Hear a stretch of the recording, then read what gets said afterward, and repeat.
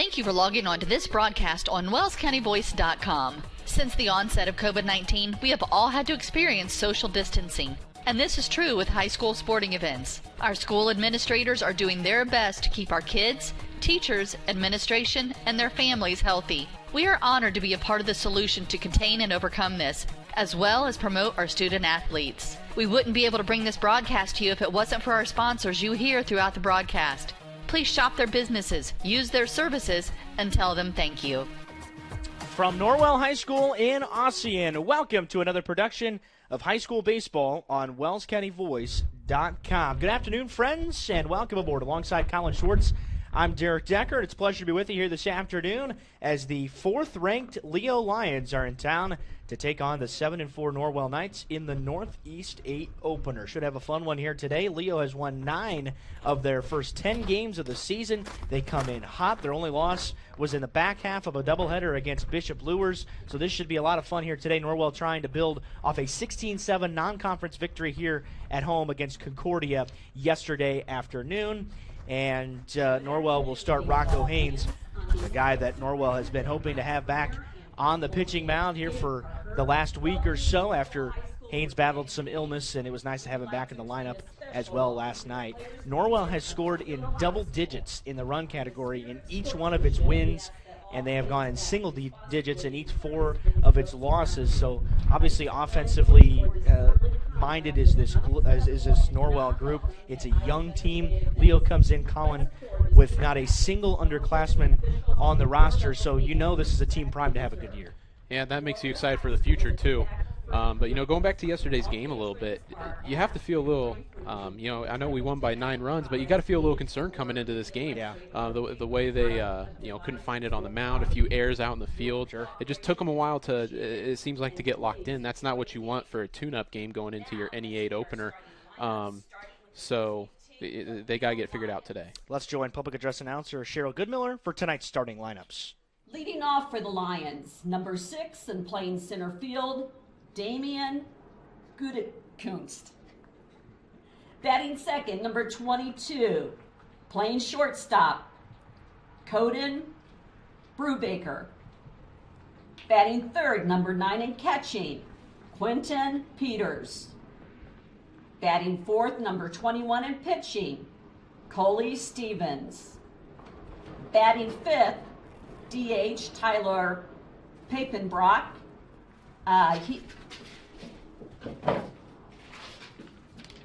He's batting for the right fielder, number 16, Tyler Redman. Batting sixth, number 24, first baseman, Michael O'Brien. Batting seventh, number 14, Alex Hepner, playing left field. And batting eighth, Gannon Brown, playing third base. Batting ninth and playing second, Braden Hicks. The Lions are coached by Gary Rogers. And now, starters for your Norwell Knights. Leading off and catching number 11, Eli Riley. Batting second, playing center field, Luke Graft. Playing third and on the mound tonight, number 6, Rocco Haynes.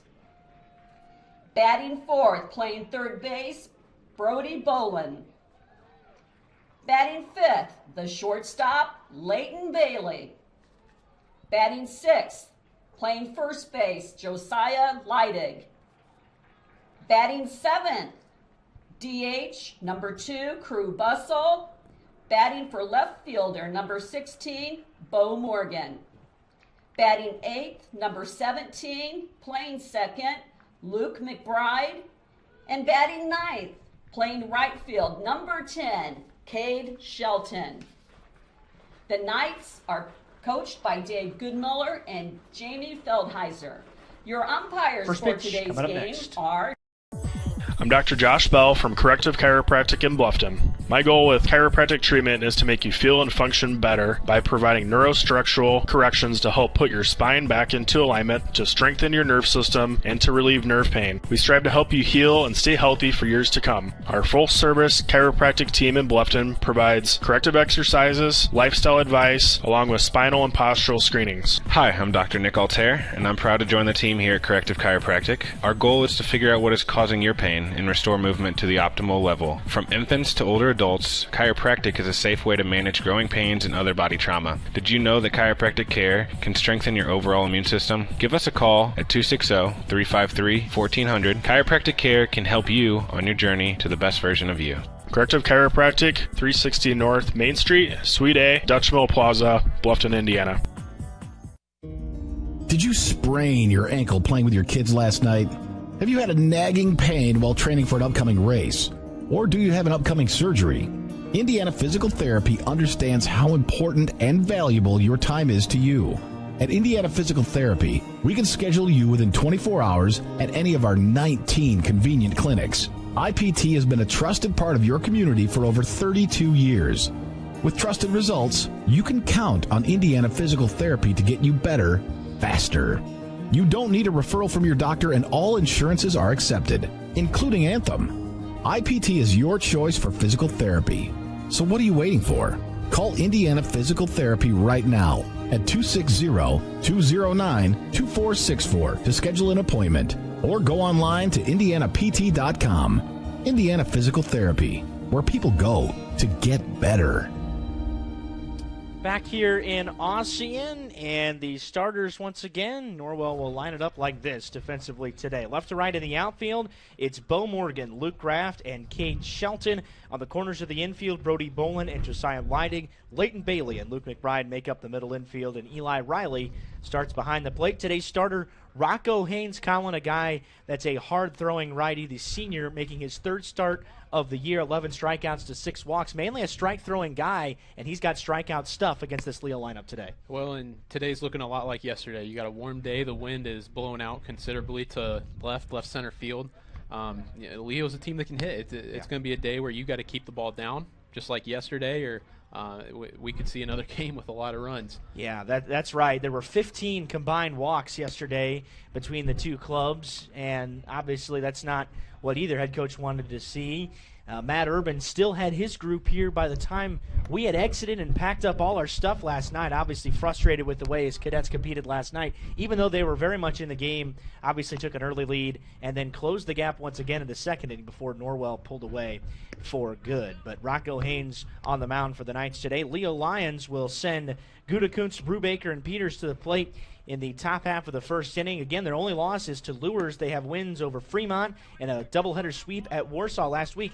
Also of note, that doubleheader was their first road trip of the year. 8 of their first 10 games have been played on their home field, so that's something to watch here today. And obviously, with the weather playing a little bit of a factor today, any fly ball to center or left field will have a chance to get out of here today. The wind is gusting close to 30 miles per hour. It's 82 degrees at first pitch today, which is a far cry from the upper 30s we were at on Sunday afternoon. And Gutekunst will step in. He stands toward the back half of the box, and the first pitch of the game is a belt-high strike call, and we are underway this afternoon at 5:38, just a few minutes after our scheduled start time of 5:30. Our umpires today, Sean Mangan behind the plate, John Fry on the bases, and Gutekunst behind the 0-1 fastball, and he's quickly behind 0-2. Rocco's a guy who has an ERA sub-4 coming into today, a win and a loss, and 8 innings pitched in 2 starts. The strike 2 pitch is down and away, but he tried another fastball, 1-2. Obviously, very straw man look at today's game. You got to keep the ball down in the strike zone and try to get hitters to put the ball on the ground. Here's another fastball that's sliced foul out of play. Gutekunst and this Leo team brings an aggressive approach to the plate, as they have only struck out 37 times as a team in 10 games. A group that fires early. Also, they've only drawn 34 walks, so not good at doing that either.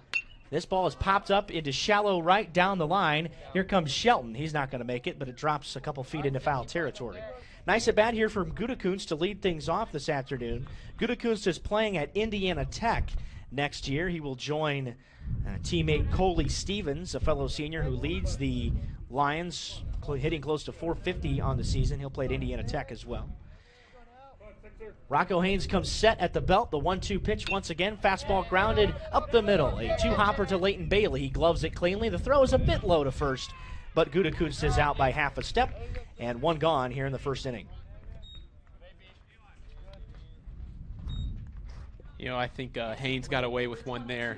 He had been behind the past two fastballs. I think they're trying to go up with it, try and saw him off a little bit, and he left that one down into the zone. Got a nice little rollover, but you need to get that ball up next time. Here comes Coden Brubaker, the .440 hitting junior, a guy that has been awesome this year. This first pitch is popped up foul out of play, and just wide of the East Allen County school bus that's parked behind us here in the gravel parking lot at Norwell. Nice crowd has filed in to Norwell today with a lot of folks lined up down the third base line on a warm afternoon. 0-1 pitch off speed, caught the outside corner for strike two. Rocco's been a guy that is a fastball-heavy throwing pitcher. We've seen that in both of his two starts this year. And he comes set, delivers the strike two pitch. Another fastball down and away, and Brubaker throws the bat head at it and fouls it straight back to the screen. Really gorgeous afternoon. Again, the Norwell campus is busy. No tennis today, but there is track going on. Also, events going on out at softball as well. All kinds of things going on this time of year. Another off-speed pitch high and tight to Brubaker, 1-2. But 8 out of 10 of the first pitches from Haynes have been strikes. Gutekunst stretched a 6-pitch at bat before eventually grounding out to Bailey at short. And now he comes back with an off-speed pitch, and Brubaker is frozen. Two gone here on a ground out and a strikeout at the top of the first inning. And Rocco Haynes trying to make quick work of the Lions here in the first inning. I think he caught him off guard with that curveball. I think sure. He wasn't going. I don't think he thought there was going to be a double up there, and they put two down in a row. There's a strike as he hits the knees. Quentin Peters is the hitter. Peters is off to Manchester next year. He's hitting close to 450 with a trio of doubles. And he gets the strike two call. That's interesting to note here early on. That was right at the very bottom of the zone. I'll tell you, if you get that call, you better live right there. That's right, especially on a day like today. The 0-2 comes back with an off-speed line over the second baseman's head, McBride, into center field for a base hit. It's fielded by Luke Graft out there, a two-out single for Quentin Peters.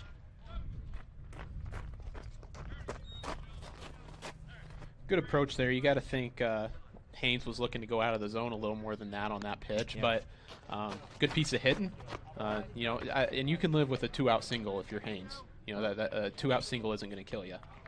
Well, Peters is the starting catcher here today, and Ethan DeConnick is the courtesy runner, I believe, over there at first with two out. First pitch strike call at the belt to Stevens, and Stevens is, as mentioned, also playing at Indiana Tech. So 4 out of the 5 starters at the top of the lineup are headed off to play collegiate baseball. A pickoff throw by Rocco Haynes tests DeConnick's speed back into first. 3:15 down the lines here at Norwell, 3:45 in the alleys, 3:75 towards straightaway center. The strike one pitch is off the plate for ball one. You can hear the wind whistling out here today. But certainly one of those warm spring breeze days here in Austin as we end the month of April and we head towards May. The 1-1 is down. It's blocked in there by Eli Riley. 2-1. Riley had a little trouble on the transfers last night on stolen bases, allowed 2 of those, which were stolen bases number 2 and 3 on the season against Riley in 11 starts. Another jump move to first. Connick back in there easily.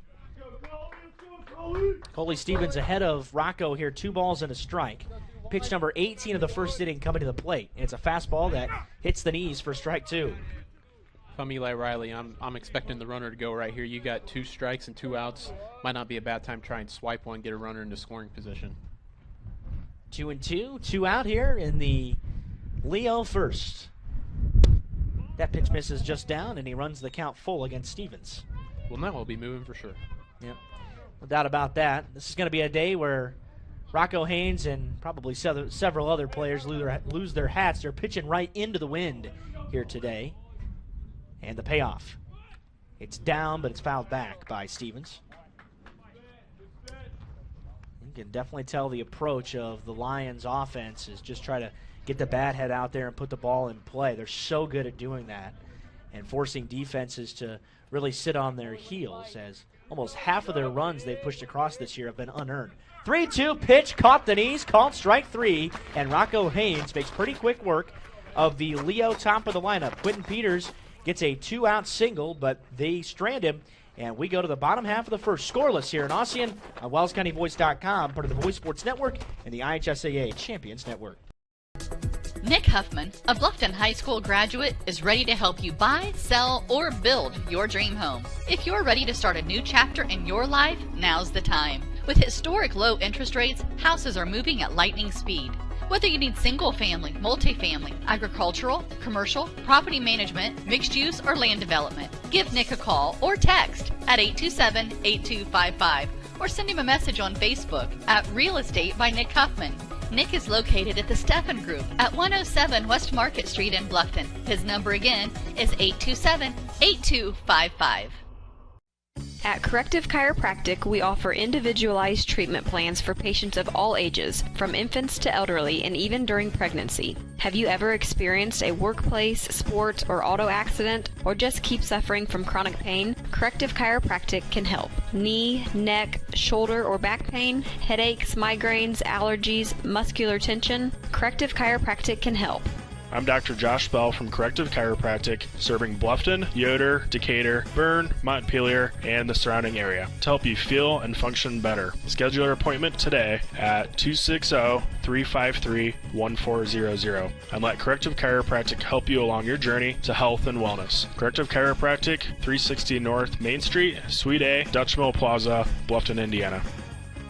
Here comes Norwell in the bottom of the first. The Lions were able to get a 2-out hit from Quentin Peters, but nothing more in the top of the first, as Rocco Haynes recorded a pair of backward Ks. And here's how Leo lines things up on the defensive side today. It's Hefner, Gutekunst, and Redmond left to right in the outfield. Then Brown, Brubaker, Hicks, and O'Brien around the infield. Quentin Peters behind the plate. Coley Stevens is the starter. We'll talk about him as the afternoon goes on. But this is the best for both teams here today going, as ball one tossed in there to Eli Riley. But this is what you'd expect in the conference opener here on this Tuesday afternoon. You want your best going.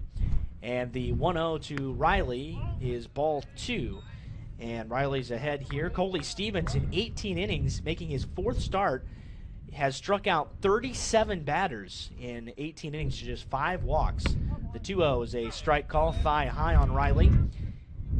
Stevens' ERA is sub-2, a 2-0 record on the year, making his 6th appearance overall, albeit his 4th start. The 2-1. Strike 2, and Riley patient here at the outset. Riley hitting .379. His batting average went up about 47 points last night after a couple of hits. 2-2, fastball bounces in there on a 57-footer, and Riley has run the count full as the leadoff hitter. Rocco Haynes worked a 21-pitch first with 16 strikes.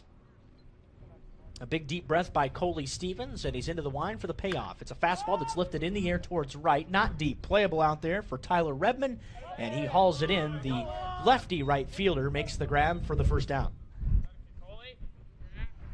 It's going to be a day where need the batters to scoot back in the batter's box. We got 2 hard throwers. In the warm-ups, he didn't really show it right there, but in the warm-ups, he looked like he was throwing a real tight curveball too. And in steps Luke Kraft. There's a fastball belt high for a strike.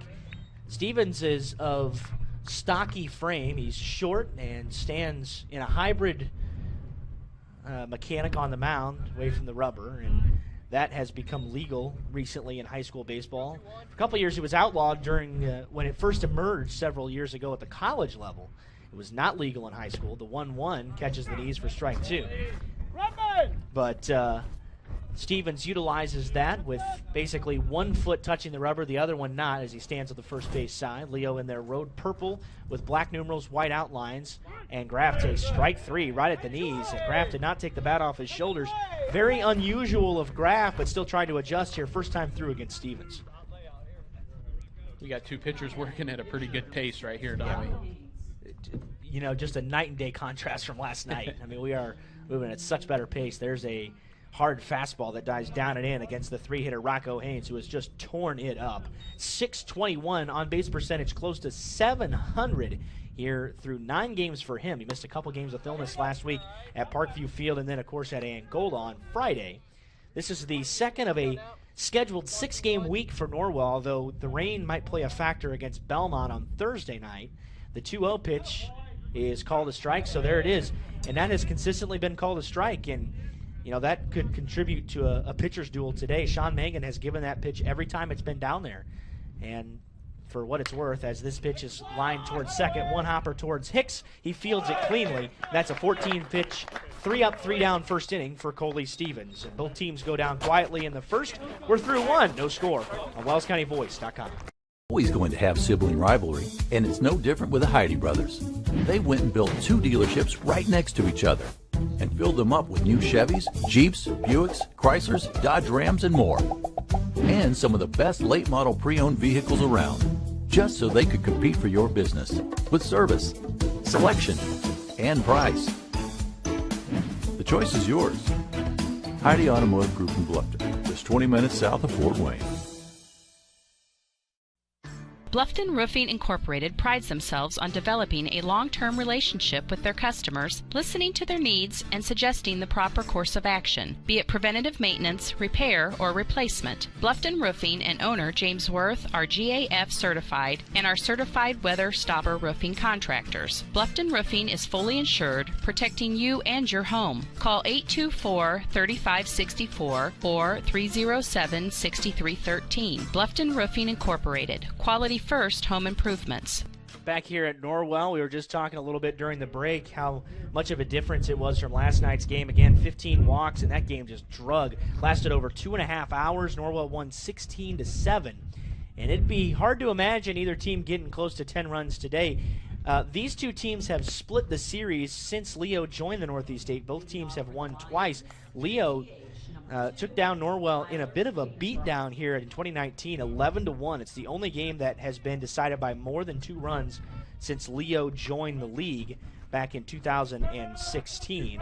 Leo won that first game as well, 4-3, and then a pair of Norwell wins, 5-3 and 5-4, sandwiched in between. Tyler Papenbrock leads things off here in the second for Leo. Strike call on the first pitch to the designated hitter here today. Papenbrock is headed to Huntington University after this season to continue his baseball career. The 0-1 is a check swing. The pitch was in the dirt. They'll appeal the first, where John Fry has arms out, says Papenbrock did not go around. A ball and a strike as Haynes' hat comes off again, pitching into that 30-mile-per-hour wind that continues to gust strongly out towards left center field today. The 1-1 downstairs, 2 balls and a strike against Papenbrock. But Rocco Haynes worked a nice first inning, settling into a bit of a rhythm here today.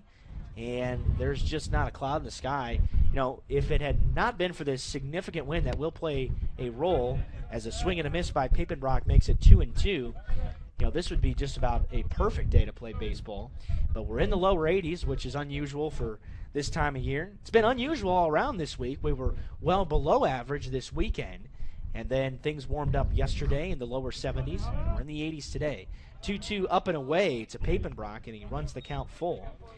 So Haynes is working quickly, but the Leo hitters at the top of the lineup have certainly made him labor a little bit. 3-2, grounded softly towards second. 2-hopper to McBride, fields at eye level, and makes a strong toss over to first for the first out. You know, that's a sign that you got it on the mound. When you're getting check swings, you're getting kind of half swings like that one was. Just some light contact, easy play. Yeah, Papenbrock had 2 in that at bat. He had the check swing where he did not go around the first time, and then kind of a weak swing there to end the at-bat on a full count pitch. Michael O'Brien, the first baseman, stands in now, takes ball 1 off the plate. O'Brien is hitting .269. The senior has 9 RBIs on the year, a couple strikeouts, a couple walks as well, drawn 3 hit by pitches on the air. And he pops this one up on the infield. Right side going over is Leidig. He's fielded right at his position, didn't have to move much at all, and he looks through the sun without the shades and makes the grab for out number 2. So a couple of easy outs there for Rocco Haynes as Lions are threatened to go down in order here in the top of the second as Alex Hepner steps in, the 7-hitter. The only action offensively for either squad here early on today was the Quentin Peters line drive 2-out single to right center in the first. There's a fastball strike, and Haynes has just pounded the zone. First pitch strikes have been almost automatic for Rocco here early. They've all been first pitch fastballs too. I wouldn't be surprised if Leo starts hopping on that a little bit. That one's down and away. And again, a lot of fastballs showcased by Rocco today. Just tries to overpower you. Coley Stevens looked really solid in the bottom of the first inning. We'll see who strikes first here today. It might be a while before anybody gets it. That is line foul with some pace on it back towards the parking lot, 1-2. That one made me look back in my car. Yeah, that one was moving a little bit. Leo bringing down a nice crowd out here today. The 1-2 pitch. He left it up, but he pops it up on the infield as Hepner, again, right side. Leidig calling off McBride right in front of McBride. The first baseman takes charge and puts the squeeze on it. And Rocco Haynes gets himself a 1-2-3 second. We're moving right along here in Ossian today. Both teams are scoreless as we head to the Norwell second on The Voice. Soaring high above, exploring our planet.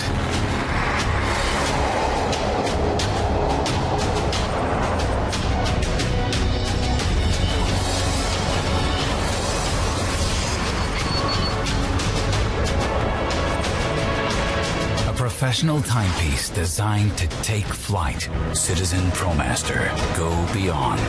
Daniel's Jewelers on North Main Street in Bluffton, where personal service and trust become part of the memory. Are you taking the first step towards a healthier you, or are you just tired of the same workout? From beginners to fitness veterans, the Greater Fort Wayne YMCA is the place for you. We offer a full range of workout equipment, personal trainers, certified instructors, a full line of classes, an indoor pool, and so much more. Have peace of mind when you work out with childcare available. The Greater Fort Wayne YMCA is so much more. Join today. Visit fwymca.org. Welcome back to Norwell. Derek Decker with Colin Schwartz here today. Cheryl Goodmiller's in the house as well. Brody Bolin, Leighton Bailey, Josiah Leidig here, middle third in the Norwell order. Brody Bolin grounds the first pitch foul wide of first.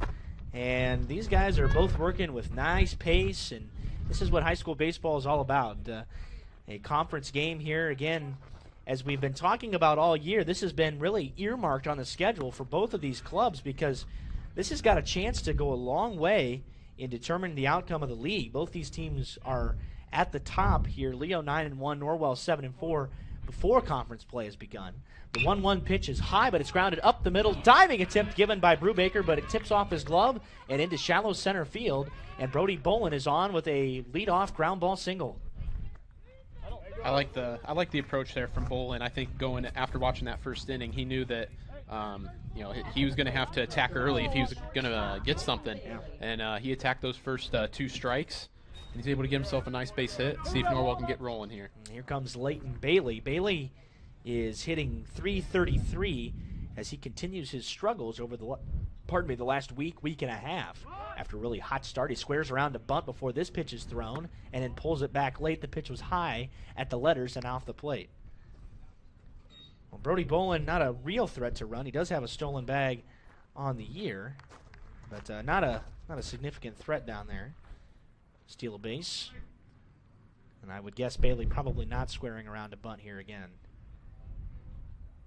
He is squaring to bunt. The 1-0, he pulls back. The pitch was inside, and he twirls out of the box. Now Stevens is behind 2-0 here. You just wonder how many good scoring opportunities both of these teams are going to get today. And so Dave Goodmiller obviously feeling out that Norwell trying to squeeze out every possible run they can get with every base runner. The 2-0 pitch, Stevens to the plate. There's a strike. Bailey was taken all the way. You can definitely tell Stevens at times can be a little bit slow to the plate if there's definitely one knock on him. And that could just be Stevens mixing up his motion. And Bolin again not a big threat to go. But Stevens on that pitch was rather slow to the plate. Here comes the 2-1. Fastball popped up, right side, foul, out of play. You know, I'm a little surprised he didn't square around a bunt there. He showed it those first 2 pitches. I don't think the first one was very serious, but the second one definitely was. Sure. And I think he's taken all the way, see if he can't get a free base runner on a walk. But 2-1, I'm kind of surprised he wasn't bunting there because, like you said, this seems like a day where runs are going to be a little scarce and try and steal one here early. 2 balls and 2 strikes now to Bailey after the leadoff single by Bolin. And there's a fastball right at the knees, and down goes Bailey. That was a really good pitch. Stevens reaching back for something extra there for strike 3. Looked like he got that down and on the corner, outside corner too. And as a batter, sometimes you just got to walk back to the dugout and just go, "Wait, what do you want me to do?" That was either a double play or a strikeout. I don't know what I'm supposed to do with that one. Here comes Josiah Leidig now with 1 out, and he gets the call on the outside corner. You know, one thing I was happy to see from Bolin is he was attacking early in the count. And Stevens seems like a guy who wants to get up on you and then keep you guessing towards the end of the count. And he's thrown a lot of first pitch strikes. I would have liked to see Leidig swinging on that one. 0-1 fastball. Bolin's on the move. Pitches down. Throw down to second. They did not get him. Oh, they did get him. I thought Bolin had slid in safely. I don't know. And he actually might have popped off the bag there. He slid in towards second, and Coden Brubaker applying the tag. John Fry saying he is gunned down. And now all of a sudden, 2 outs here, and the bases are clear in the bottom half of the second. Yeah, I think he had that stolen base. I think he just popped off, like you said. Nice pitch. That was just down 2 balls and a strike here to Leidig. But now everything obviously changes in the inning with Bolin being wiped off the base paths. 2-1 popped up, foul and out of play. Back again towards the parking lot.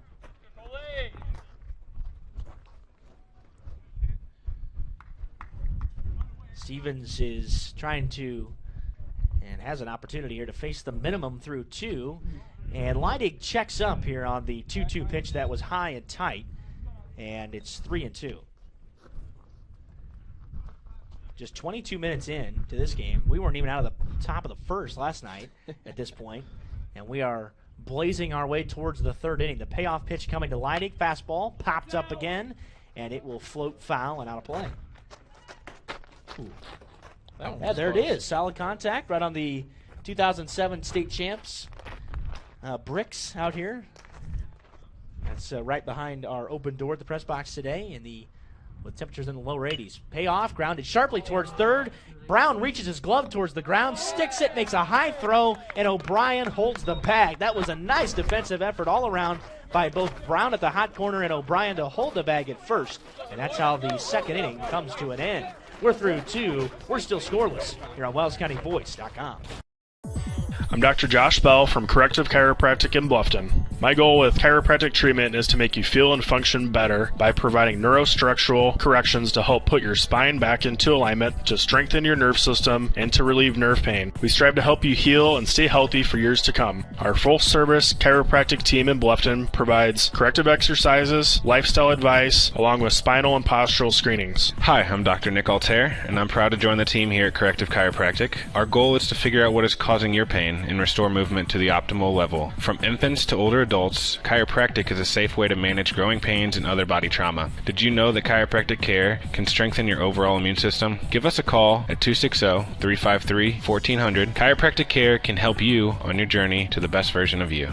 Corrective Chiropractic, 360 North Main Street, Suite A, Dutch Mill Plaza, Bluffton, Indiana. Here comes the 3rd on The Voice. Norwell and Leo are scoreless here this afternoon, and it might stay that way for a while. Both teams have been able to scratch across 1 base runner, a 2-out single for Quentin Peters in the first for Leo, and then a 1-out hit for Brody Bolin in the, actually it was a leadoff single for Norwell in the bottom of the 2nd inning, and he was wiped off the bases trying to steal second, actually had the base stolen, and then kind of popped off the bag, and the tag was applied by the shortstop Coden Brubaker, and he was out of there. So Gannon Brown, Braden Hicks, Damian Gutekunst, 8-9-1. The Leo order. First pitch is a fastball that's high and lined towards center, and Graff ranging over towards his right, back towards normal center. He was shaded towards the first base side of second, and then came back to the ball to make that play on the first pitch. So 1 pitch and 1 out here in the third. It's good contact, though. You go back to the dugout after that one if you're Brown. Had a good mindset attacking early, which I think is going to be the name of the game after watching the first 2 innings. Yeah. Both these pitchers looking to get ahead, attack early in the count.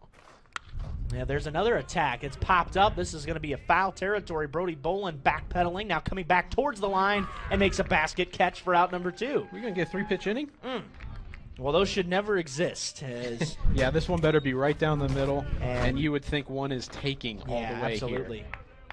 Well, don't see anything from Gary Rogers down there as far as signs go, but good baseball players should understand the situation here. But you're right, that first pitch that Brown took a gander at was not a strike. And he does swing at it. It's going out towards right. This is routine. That's a 3-pitch inning for Rocco Haynes. How about that? Gutekunst pops out to Cade Shelton and right, and that's a rare 3-pitch inning in the top of the third. How about that? Well, that's a good way to help the efficiency numbers of Rocco Haynes, and that's like the quickest half inning in the history of Wells County Voice. We're going to the bottom of the third, scoreless on the Voice. Always going to have sibling rivalry, and it's no different with the Heidi brothers. They went and built 2 dealerships right next to each other and filled them up with new Chevys, Jeeps, Buicks, Chryslers, Dodge Rams, and more. And some of the best late model pre-owned vehicles around, just so they could compete for your business with service, selection, and price. The choice is yours. Heidi Automotive Group in Bluffton, just 20 minutes south of Fort Wayne. Bluffton Roofing Incorporated prides themselves on developing a long-term relationship with their customers, listening to their needs and suggesting the proper course of action, be it preventative maintenance, repair, or replacement. Bluffton Roofing and owner James Worth are GAF certified and are certified weather stopper roofing contractors. Bluffton Roofing is fully insured, protecting you and your home. Call 824-3564 or 307-6313. Bluffton Roofing Incorporated. Quality first home improvements. Rocco Haynes had 33 pitches going into the third, and he comes out with 36. A 3-pitch inning, and the first pitch fastball called a strike to Crew Bustle. While Coley Stevens is working with plenty of pace as well, these two guys aren't even allowing 60 seconds between innings. I mean, they are moving along here today. We're not a half hour in, and there's ball 1 to Bustle that just missed down. Crew Bustle has had a really nice year so far, hitting close to 400 and 4 doubles and a triple to go along with 10 RBIs, hitting in the 7th spot today. That's a breaking pitch that missed off the plate, 2-1. But Norwell has been solid defensively, although hasn't been challenged all that much. Just a lot of pop-ups and routine ground balls. Bustle swings through strike 2. McBride, then Shelton, bottom third for Norwell. Again, Bolin reached on the single to lead off the second, but then was caught stealing with 1 out. And a fastball is nubbed right back toward the pitcher on a comebacker. Stevens makes an easy toss over to first for out number 1 here in the third. So a 1-hopper back at Stevens is how the Norwell third gets underway.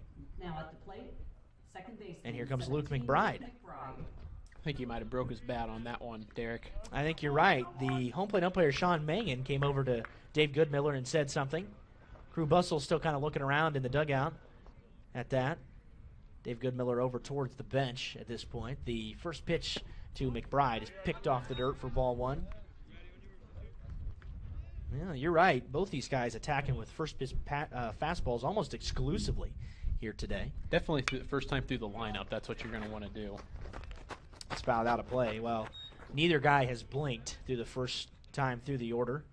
Both guys are sitting in the mid-30s pitch-wise right now. Obviously, Rocco's 3-pitch inning is going to go a long way today. And that's important in a week like this. There's a curveball called a strike. There's a lot taken off that curveball from Stevens. It really changes the pace of hitters and trying to kind of mess with the timing a little bit. And it's a big adjustment. He doesn't throw it that often. Now he comes back with the fastball and blows McBride away. You know, and you saying that, you know, I've been watching him in between innings just to get a read on him, and I think he actually has a curveball and a slider. The curveball seems he's got a harder slider. Yeah, so I was going to say the curveball is much slower, a little more loopier, if that's a word. and then the slider has a little more pace to it. That's coming in a little tougher. I mean, in high school you normally see fastball, curveball, changeup. Yeah. When you got fastball, curveball, slider, that's a lot of different spins coming at you. That's right. Especially when he's throwing as hard as he is. Even for a good hitting team like Norwell that averages almost 11 runs a game. The 1-1 pitch is lined towards the hole, and Cade Shelton has his first hit of the year in 13 at-bats. How about that? The freshman gets aboard in the 9th spot. Of all the guys you would have expected, Norwell has really struggled to get production out of that 9-hole this year, and Cade Shelton just pokes it out towards left center and gets it through the infield for a base hit. See if we can't get a little 2-out rally started here now. Well, Shelton's top of the lineup. That's right. Shelton's got such a long stride. Obviously, Eli Riley is a collegiate player. Will play at St. Francis next year, and he pops the first pitch up into left field. This is not going to have anywhere close to the distance, even on a windy day like today. And Alex Hepner puts the squeeze on it, so Riley goes down calmly to end the 3rd inning. We have already played 3 in just over a half an hour here in Ossian, and neither team has blinked. No score on WellsCountyVoice.com. At Corrective Chiropractic, we offer individualized treatment plans for patients of all ages, from infants to elderly, and even during pregnancy. Have you ever experienced a workplace, sports, or auto accident, or just keep suffering from chronic pain? Corrective Chiropractic can help. Knee, neck, shoulder, or back pain, headaches, migraines, allergies, muscular tension? Corrective Chiropractic can help. I'm Dr. Josh Bell from Corrective Chiropractic, serving Bluffton, Yoder, Decatur, Bern, Montpelier, and the surrounding area to help you feel and function better. Schedule your appointment today at 260-353-1400 and let Corrective Chiropractic help you along your journey to health and wellness. Corrective Chiropractic, 360 North Main Street, Suite A, Dutch Mill Plaza, Bluffton, Indiana. Back here at Norwell, 2 in the top of the 4th. 2 hits for Norwell, just 1 for Leo through 3 innings. And both of these pitchers have been really, really good here so far today. Obviously, both the aces on the mound, Rocco Haynes for Norwell, Coley Stevens for Leo. Haynes has 36 pitches through 3, helped by a 3-pitch 3rd, and Coley Stevens at 41 pitches. So neither of these guys are close to coming out of the game at this point. And especially for Norwell, now Leo does not have quite as packed of a week, although they do have 5 games. They've got New Haven coming up in a conference game on Thursday, then Lakewood Park on Friday before a doubleheader at Blackhawk Christian on Saturday. But obviously the important ones are in the middle of the week. You want to save your best for then. The other note about Leo here, as far as the pitching goes, they have only thrown 5 guys on the mound in 10 games. And almost all those guys try to stretch things out into complete games. Not a ton of relief appearances, but this is not a deep bullpen at all for the Lions. And that's something to watch here later today. Squaring to bunt on the first pitch was Brubaker. He pulled back kind of late, but apparently early enough to hold back. You can really hear the wind cutting through here today as it's just absolutely howling, blowing across out to center here today, gusting up to 35 miles an hour at times. Brubaker struck out looking in his first at-bat today, the starting shortstop, who already has made a nice play for the Lions, the 1-0. It's grounded towards the hole, but over there is Bailey to glove it. He makes a strong throw over to first, and out goes Brubaker on the second pitch of the inning. Just seems like nobody's been able to quite get around on either team, on either of these pitches. You know, you haven't even the base hit from Shelton there in the bottom of the 3rd. He really didn't square it up. No. He just hit it in the right spot, right hole, and I'm a little surprised at the still going fastballs here, second time through the lineup. I guess I was expecting a little bit more of a switch up here. The strike 1 called a strike. 0-2 with 1 out here in the top of the 4th inning. Quentin Peters, the catcher, hits in the 3-hole, has the only base runner and the only hit here for Leo after the first time through the lineup. The strike 2. Just off the plate. Can't believe Peters held up on that. Fastball that was just off the black. Well, as we've noticed, and it's always hard to tell in or out here at Norwell. In fact, it's basically impossible, as the 1-2 is cut on and missed by Quentin Peters for out number 2. But based on what we've seen, Sean Megan is certainly far more willing to go down in the strike zone if you get it over the plate than go off the plate. And now Coley Stevens, the pitcher, hits with 2 out. Stevens kind of a do-it-all guy for Leo. Again, a short, stocky stature. Takes ball one on an off-speed pitch off the plate. That's a little gamesmanship there, as Rocco Haynes has been mainly first-pitch fastballs. Then he sees the opposing pitcher and dials up a curveball. This pitch is lifted high in the air towards center. Going back is Graft. He is going to run out of room, and Coley Stevens takes Rocco Haynes deep to open the scoring with 2 outs here in the fourth. Straight away center right over the 375 sign. Luke Graft ran out of room quickly. He got it up into that southwesterly breeze, and Coley Stevens gives the Lions the lead. Well, Derek, we were just talking about it, the gamesmanship, starting out with a curveball. Well, after that one missed, you're getting a fastball. Stevens knew he was getting a fastball right there, and he got back early. A great approach, trying to take it right back up the middle, and I'd say he got every bit of that one. He knew exactly what he had to do, and Haynes comes back with a fastball to Papenbrock.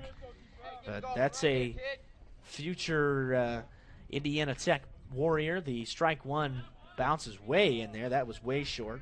The worst miss for Rocco Haynes in 46 pitches here today. Well, going back to that home run too, Derek, you've started out every single batter with a fastball. Yeah. You switch it up one time, you start off with a ball. That's why, just the 9-hitter even, just start them off with a curveball once. Yeah, the 1-1 popped up towards the right side, and McBride makes the grab at second for the 3rd out. Leo scratches across a run. That's a great point, Colin. We'll talk a little bit more about that on the other side. Leo takes the 1-0 lead here into the bottom of the 4th on WellsCountyVoice.com. Did you sprain your ankle playing with your kids last night? Have you had a nagging pain while training for an upcoming race? Or do you have an upcoming surgery? Indiana Physical Therapy understands how important and valuable your time is to you. At Indiana Physical Therapy, we can schedule you within 24 hours at any of our 19 convenient clinics. IPT has been a trusted part of your community for over 32 years. With trusted results, you can count on Indiana Physical Therapy to get you better, faster. You don't need a referral from your doctor, and all insurances are accepted, including Anthem. IPT is your choice for physical therapy. So what are you waiting for? Call Indiana Physical Therapy right now at 260-209-2464 to schedule an appointment, or go online to indianapt.com. Indiana Physical Therapy, where people go to get better. Welcome back to Norwell. Derek Decker with Colin Schwartz here today. And that's a good point as we kind of continue our discussion on the attack of Coley Stevens, who hits the solo shot to straightaway center at the top of the 4th inning. If you start him off with a curveball, you know, especially on one that was called a ball, you know that he's going to come back with a fastball and try to continue to work ahead. Why not go back to another off-speed pitch, maybe a changeup? Again, even if it's not a strike, this is a guy who, in Stevens, who is a guy that can take it deep. He's hit his 2nd home run of the season already. This is not a Leo team that is hit for all that much power, but Stevens showing it off there, and again, kind of riding the wind right on out of here. But it just makes you question the approach a little bit to the plate. Well, and that's why it's very easy. Speaking as a former catcher, it's very easy to fall in love with that first pitch fastball. You get ahead, and it's just easier. And it's easy to fall in love with that, but you got to have that self-awareness to know, hey, we got the 5-hole hitter up, 6-hole hitter up. Let's start off with a curveball. Let's not make it too predictable, right? Because maybe double up on a pitch one time. Oh, there's a line shot towards left. Graft was late on it, but he is so good at going the other way and shoots it into left field for a base hit. Just my final statement on that is as good as he has been today, he's been excellent. Rocco has. Yeah, absolutely. You just got to switch it up a little bit more. And I wouldn't even be surprised if Stevens may get burned on that one time, because he's been the same way. Yeah, and it wasn't a bad pitch by any stretch. No. It was just the fact that Stevens was sitting on it and was ready for it, and I mean put a charge into that thing. That was the deepest part of the park here at Norwell, and the leadoff single here for Luke Graft gives Norwell some hope for life. First pitch is spun foul off of the end of the bat by Rocco Haynes. Rocco back in there, grounded out, 4-3 his first time up, and Luke Graft is a guy that has some great speed, so we'll see if Norwell tests the arm of Quentin Peters again. Actually, Stevens never engaged with the rubber there and then tosses over to first. And Derek, in between innings and even on the Bullen steal attempt, I haven't been super impressed by catcher's arm, I would definitely like to see Graft in motion at some point during this AB. Yeah, I don't think Stevens is all that quick to the plate either. Now there's a better slide step. Foul tip into the glove. That throw is way high and goes into center field. Easy stolen bag for Graft. He would have been there anyway. And I think I like your point. Norwell certainly is going to have to take an aggressive approach here today to try to scratch across even one run. Now a runner in scoring position with nobody out here in the fourth. You know, if it sucks that last pitch was a strike because he's in his windup right now. Yeah, Graft has got to get ready to go. There it is. So the shortstop, Coden Brubaker, reminding Stevens to step off there, as there's just kind of a brain fart with a runner at second base. Stevens, or Brubaker, kind of messing with Graft back there. The 0-2 is shot foul and out of play. Rocco Haynes watches that one fly towards the first base side. You know, we were talking about how excellent Stevens has been today, and you got to have that mindset right now if you're Haynes to, you're down 0-2, so many different pitches he has. You got to have that mindset to put one on the ground the other way, try and get that runner over, get a productive out at the very least. Couple looks by Stevens. The strike two, again fouled out of play. He's going to snap a curveball or a slider right here. That's 2 high fastballs, and I will be absolutely shocked if the 3-hole hitter gets a third fastball in a row when he's creeping closer to that zone. And if Rocco can get one of those up belt high, man, that ball might be headed for the tennis courts. Yeah, and for a guy that hits over 600, he has a couple home runs, 21 driven in. That's a team high for Norwell. They trail 1-0 here in the bottom of the fourth inning. The strike two pitch once again to Haynes. It is a fastball, but he missed low this time. 1-2. I don't know if that's a setup pitch or what, but I can't believe we have not seen an off-speed pitch. It's got to be coming. This will be, the fourth 2-strike pitch to Haynes? Yeah, that's right. Again, a couple of looks by Stevens. He comes to the plate. There's the off-speed, and it's pulled foul on the ground. Rocco Haynes making Stevens work here. This is the best hitter in the Norwell lineup by a wide margin. Obviously the most experienced as well, and very comfortable in the box. You got him in swing mode here. I would try and put one in the dirt right here on a curveball. Or even way high, too, on a fastball. 1-2, and he blows it by Haynes for strike 3. Stevens, on a couple occasions today, has reached back and found just a little extra zip on that fastball, and Haynes' bat was not quick enough that time. One gone. We only saw one curveball there, but that one curveball was enough to get into Rocco's head, I think. He was pretty behind that fastball, and like you said, he put a little extra on that one, it seemed. He's got some juice, man. Oh, there's an ugly-looking swing by Bullen on an off-speed pitch in the dirt.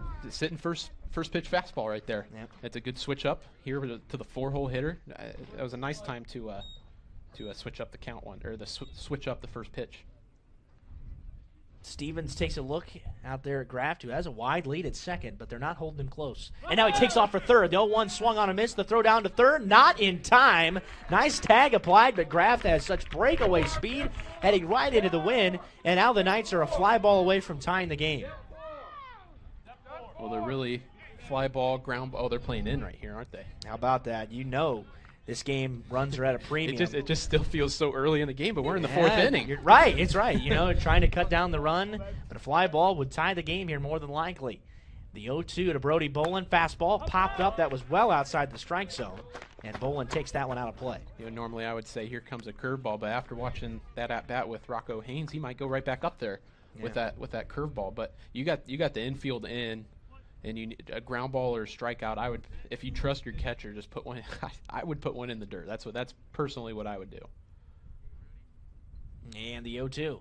Fastball grounded towards the right side, through the hole, and through into center. Brody Bolin ties the game on a bouncing ball single up the middle, his second hit of the day, and we're all knotted at 1.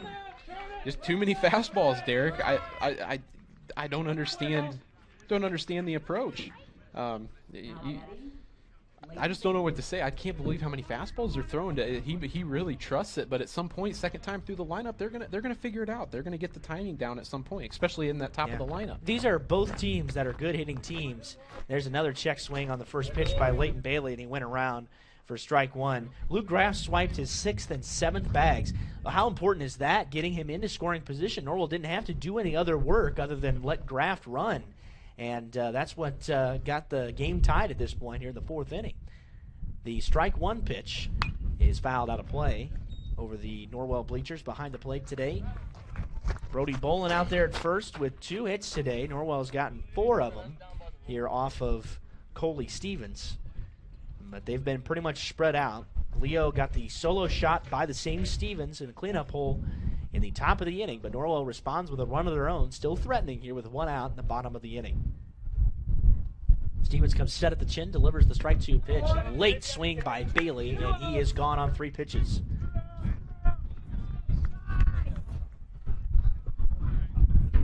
We already saw Brody in motion once today, and even though he got thrown out just by really just having a bad slide, that's all it was. Yeah. Wouldn't be surprised to see him in action again right here, or in motion again right here, try and get another runner in the swing position. There goes the runner. Pitch is a strike call, and he's going to be out by a mile.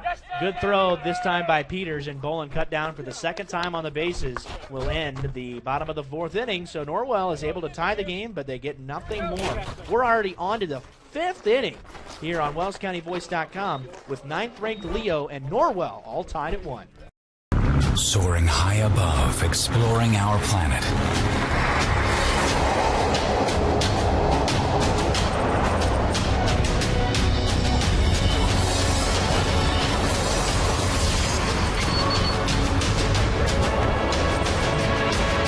Professional timepiece designed to take flight. Citizen ProMaster. Go beyond.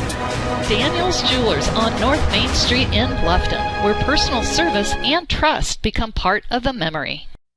Bluffton Roofing Incorporated prides themselves on developing a long-term relationship with their customers, listening to their needs and suggesting the proper course of action, be it preventative maintenance, repair, or replacement. Bluffton Roofing and owner James Worth are GAF certified and are certified weather stopper roofing contractors. Bluffton Roofing is fully insured, protecting you and your home. Call 824-3564 or 307-6313. Bluffton Roofing Incorporated. Quality first home improvements.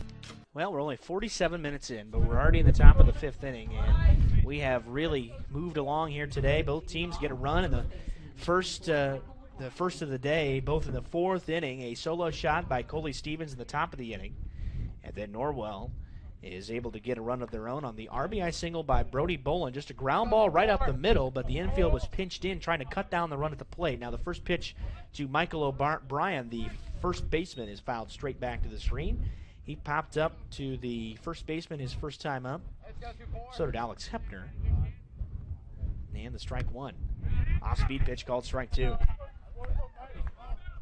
Haynes drops that in the bucket.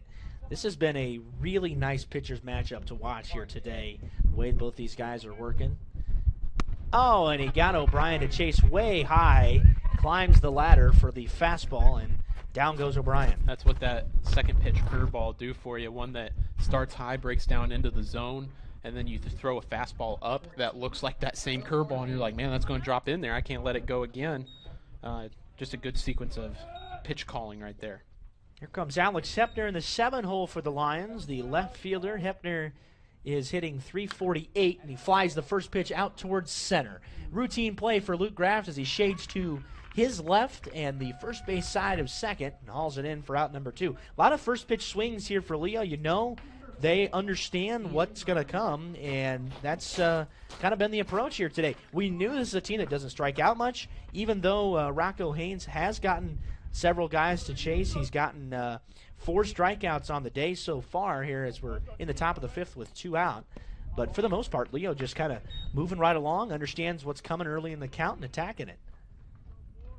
Well, and both of these pitchers are pitchers where if you get behind, it's going to be tough sledding for you. Gannon Brown checks his swing. They'll go to first. Although John Fry can't see that down there. Ball 2, the pitch was up. Brown chased that in the first inning on the first offering. It was a fastball about chin high and lined it right out towards center. Now he comes back and hits the corner. 2-1. Wouldn't be a bad time. I know he probably won't here, but wouldn't be a bad time to snap one off right here. Switch up the tendency. He gets it by him for strike 2. Gannon Brown is swinging a miss. Braden Hicks waits on deck in the 9 hole if Leo can get Brown away on the 2-2 pitch. Swing and a miss. Down goes Brown. Pair of strikeouts in the 5th inning for Rocco Haynes. And we have hit stretch time already here at Norwell. We're tied at 1 on WellsCountyVoice.com. Nick Huffman, a Bluffton High School graduate, is ready to help you buy, sell, or build your dream home. If you're ready to start a new chapter in your life, now's the time. With historic low interest rates, houses are moving at lightning speed. Whether you need single-family, multifamily, agricultural, commercial, property management, mixed use, or land development, give Nick a call or text at 827-8255 or send him a message on Facebook at Real Estate by Nick Huffman. Nick is located at the Steffen Group at 107 West Market Street in Bluffton. His number again is 827-8255. Are you taking the first step towards a healthier you, or are you just tired of the same workout? From beginners to fitness veterans, the Greater Fort Wayne YMCA is the place for you. We offer a full range of workout equipment, personal trainers, certified instructors, a full line of classes, an indoor pool, and so much more. Have peace of mind when you work out with childcare available. The Greater Fort Wayne YMCA is so much more. Join today. Visit fwymca.org. Here comes Leidig, Bustle, and McBride in the Norwell 5th. You know, baseball is a game on a broadcast where you have a lot of downtime as Leidig squares to bunt, then pulls it back, takes a strike. You know, there's always a lot of time for some filler stuff. Not the case today. We're 51 minutes in. We're in the bottom of the 5th, and both these guys working with tremendous pace. Leidig squared to bunt about halfway again, pulled back. The pitch this time was at the letters for ball 1. He grounded out his first time up. They're in the bottom half of the Norwell lineup, the 1-1 down and away. And these guys have just absolutely pounded the zone. Stevens, 43 strikes on 63 pitches. Haynes, 40 strikes on 56 pitches. And between the two of them, neither one has issued a free pass. The 2-1 is lined towards center, soft serve, and that will fall for a base hit. Gutekunst was playing shallow, kind of bobbled it out there. No problem, though, as Leidig's on with a single, Norwell's 5th hit of the day. He was playing in, which is a little bit surprising with the wind blowing out, but Leidig finds a hole and pops it into center.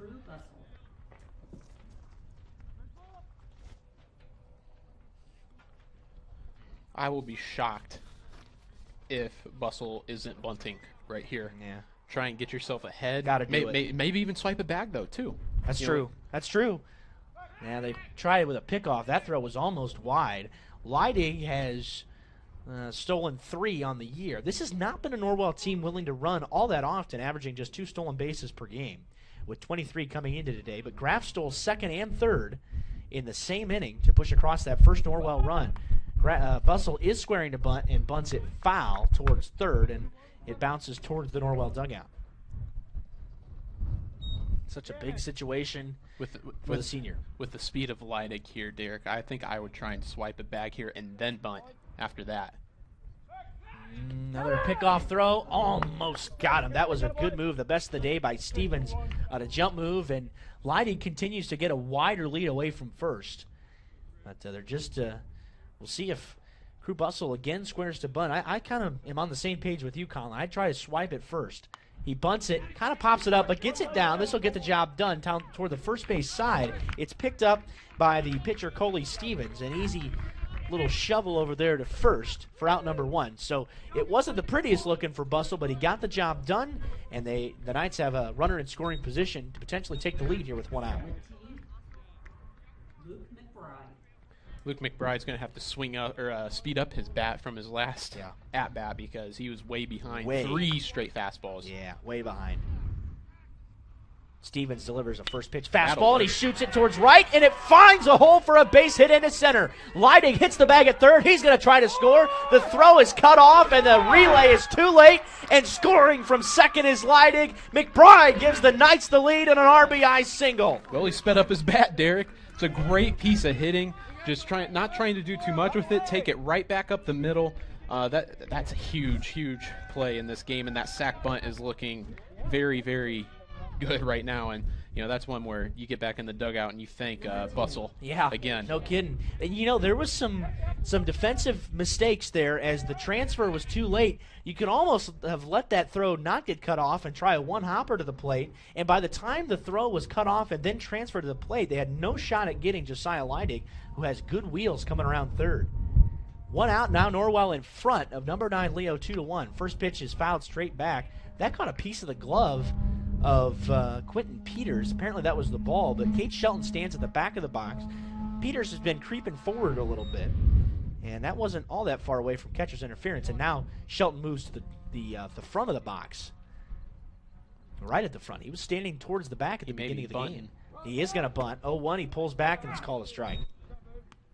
While Shelton had his first hit of the season in his last at-bat, he was 0 for his first 12. But he has reached base several times, a couple of walks, hit by pitch twice. Down 0-2 with one out, and McBride at first here in the fifth.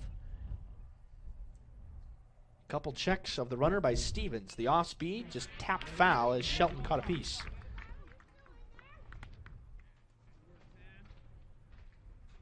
Big opportunity. Boy, if Norwell could get a 2-run lead here, you'd feel really comfortable going into the sixth inning with just 6 outs to get. And your best on the mound with only 56 pitches. The strike 2. Fastball, and down goes Shelton. That's an overmatched freshman right there against a very experienced Coley Stevens. Well, here comes Eli Riley. The Knights have been able to flip the lineup card again. Back to the top of the order. A couple of fly balls by Riley, one to right, one to left. And we'll see if he can get something on the ground here. We've only seen one home run today. And, you know, it's just so amazing how things work like that. Obviously, in a pitcher's duel, you just don't get a lot of deep fly balls on a day like today. The runner is on the move. Pitches down. The throw down to second is not in time. And safe is McBride with a stolen base. Knights have really tested Peters behind the plate.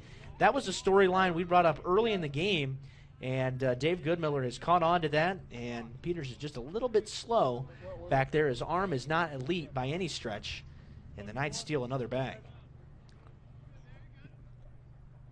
The 1-0. Off speed, drops in for a strike. This is a big spot for Eli Riley right here. You got who you want up to the plate if you're Norwell. Senior catcher going to play at the next level. This is another one. Don't try and do what I always did and try and hit one out. Just take this ball right back up the middle, get yourself an RBI, and a 2-run lead might seal this game. 1-1, ground ball towards short. It's gloved there by Brubaker. Riley has good speed, and he beats it out. The throw gets away from first. McBride trying to score, and he's going to score. That's an error on the first baseman, Michael O'Brien. It just hit the top of his glove, and Eli Riley beats out the infield single, and McBride scores all the way from second. Big play in this ball game, and that was due to the air. The throw was pretty good. Now, they were not going to get Riley. The throw was just a little bit too tall. Brubaker made a nice, strong effort over there, but now Norwell's in front 3-1.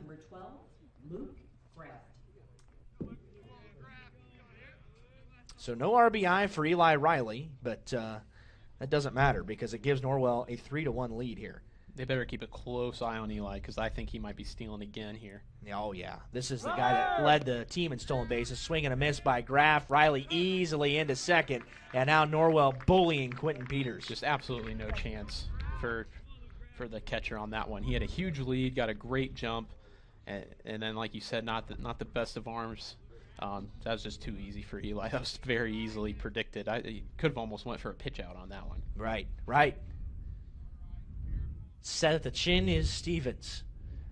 The strike one to Graft. Instead, Stevens steps off the back of the mound and checks on Riley, although you never know. He could try to steal third here. You don't want to make the third out over there. And he's got good enough speed to score on a base hit anyway, so I'd probably be holding steady. After that last swing, he might get another curveball right here.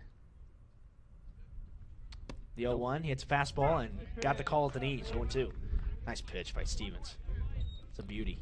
But that's that one that we've been talking about, where if he's going to give you that strike, I would just hit that part of the zone every single time. Yep. That's a good high school strike zone, in my opinion. I think Sean Mangan's done a fabulous job back there today. 0-2 here to Graft. Pitches down, and now it's 1-2, and he tried to get him to chase but couldn't. Strikeout and a single here for Luke Graff. The single was shot the other way between the gap and short and third, and a line drive into left. In fact, Norwell's gone that way a couple times with the lefties. Him and Shelton have both gone to the left side. The 1-2. Chopped. This is a little ground ball. Shallow. Stevens picks it up. Graff with good speed, and he beats it out. It's another infield single, and the inning continues for the Knights. just no chance for Stevens, and that's just a swinging bunt for Luke Graff. But then the track-style speed of Graff, he already has 2 stolen bases today, both of those back in the 4th inning. And Norwell has now have runners on the score on the corners with 2 outs, chance to build on a 3-1 lead. Well, and realistically here too, you would have to expect Graff to swipe second here. Runners on the corner. Have to do it. Whenever Coach McLean was here, we would try and do this thing where you get caught in a rundown, try and get yourself a free run. It's an old slugger's play. Yep, you could see that one happening. Or you got your 3-hitter up. So swipe another bag, get 2 runners in scoring position. There goes the runner, and Rocco was swinging on the pitch, and he's frustrated with himself as he grounds it foul. Yeah, but like I was saying, get 2 runners in scoring position for one of your best hitters in your lineup, and then you open this thing up. Yes. I mean, that's what we think this could potentially be enough here already, with the way Rocco's throwing on the mound. But anything more, and Leo's in real trouble of faltering in just their 2nd game of the season. Stevens again comes set at the chin, delivers the strike 1 pitch to Haynes, pitches up and away, and Graff will steal second without a throw. Probably smart from Leo right Agreed. there. Just let's not even test this one. So 2 RBIs sitting out there for Rocco Haynes. He's driven in 21 on the year.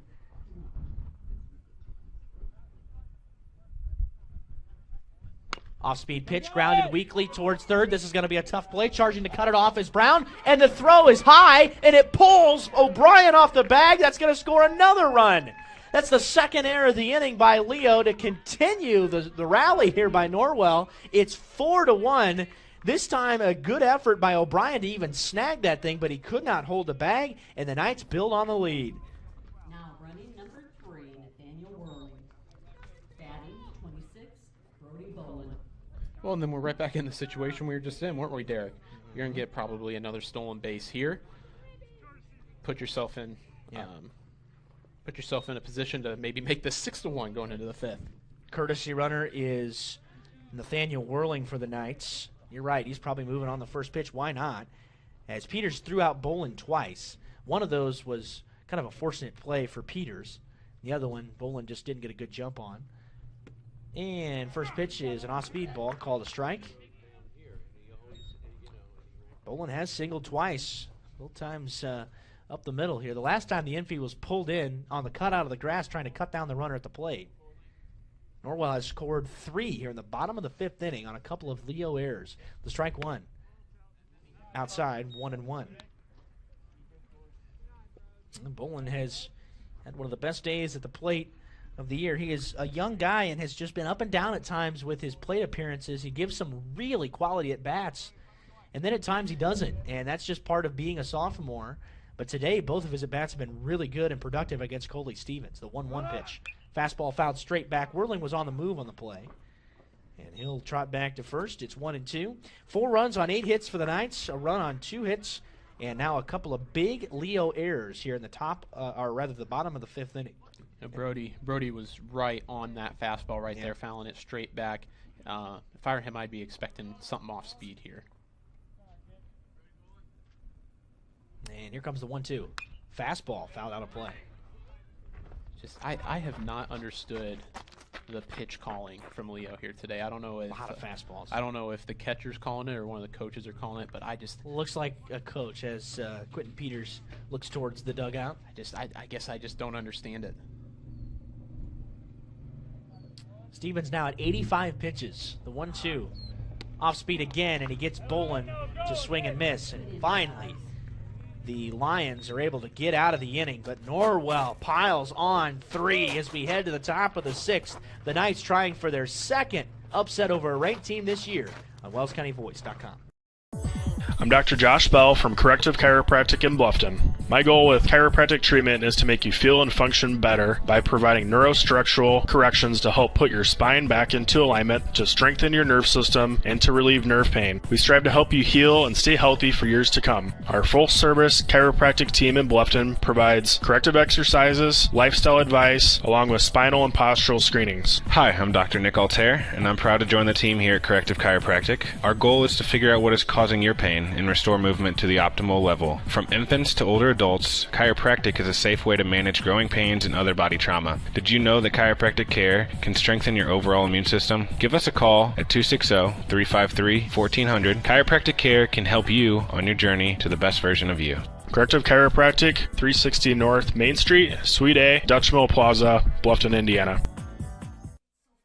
Top of the sixth here at Norwell, and we were just talking during the break about Rocco Haynes having by far his longest time off between innings. So he's been very comfortable, 40 strikes and 56 pitches. But perhaps, Colin, it takes a moment for him to kind of regather himself, a couple of pitches to get back into a good rhythm here now working with a 3-run cushion. Well, yeah, you just got to hope he didn't lose his release point, didn't lose his rhythm.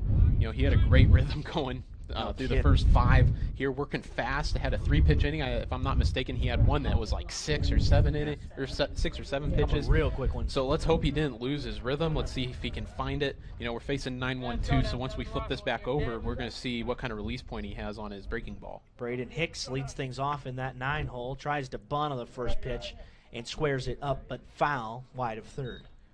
That's a good idea by like Leo that. right I there. agree. You got the top of the order behind you. Try and steal a base runner. Bolin probably not the most quick on his feet on the team, and you got the first baseman playing deep. It's a good idea. Oh, and the 0-1 catches Hicks in the top of the head, so that's just as good as a bunt. That almost was a really bad spot to catch Hicks, as it almost looked like it got underneath where the helmet ends at the bottom of his helmet, kind of towards the top of the back of the neck, and that's a scary place to get hit, but he charged down to first and appears to be okay, and that's like the worst start you could have in the 6th inning with a 3-run lead. Now trying to bunt and popping it up is Gutekunst. Diving for it was Bolin. They call it foul, and the Leo folks come alive as it missed Bolin's glove. And, boy, that was close. No kidding. The Leo fans trying to argue that ball was fair. Gary Rogers did not kind of explode down there at third. But, in any case, that was way too close for comfort there. A good effort by Bolin, but if he misses that, it's disaster scenario for Norwell. Yeah, a bunt is like that is something where you're just looking to get an out. You're up by 3 runs with a pitcher who is dealing. Yeah. Now he gets ahead of Gutekunst 0-2 as he swings through a fastball. That's the nice thing about having Eli Riley behind the plate. I don't know if Leo knows about his troubles getting the ball out of his mitt yesterday, but you got a catcher with a good arm. It's going to be tough to swipe it back, get a runner into scoring position.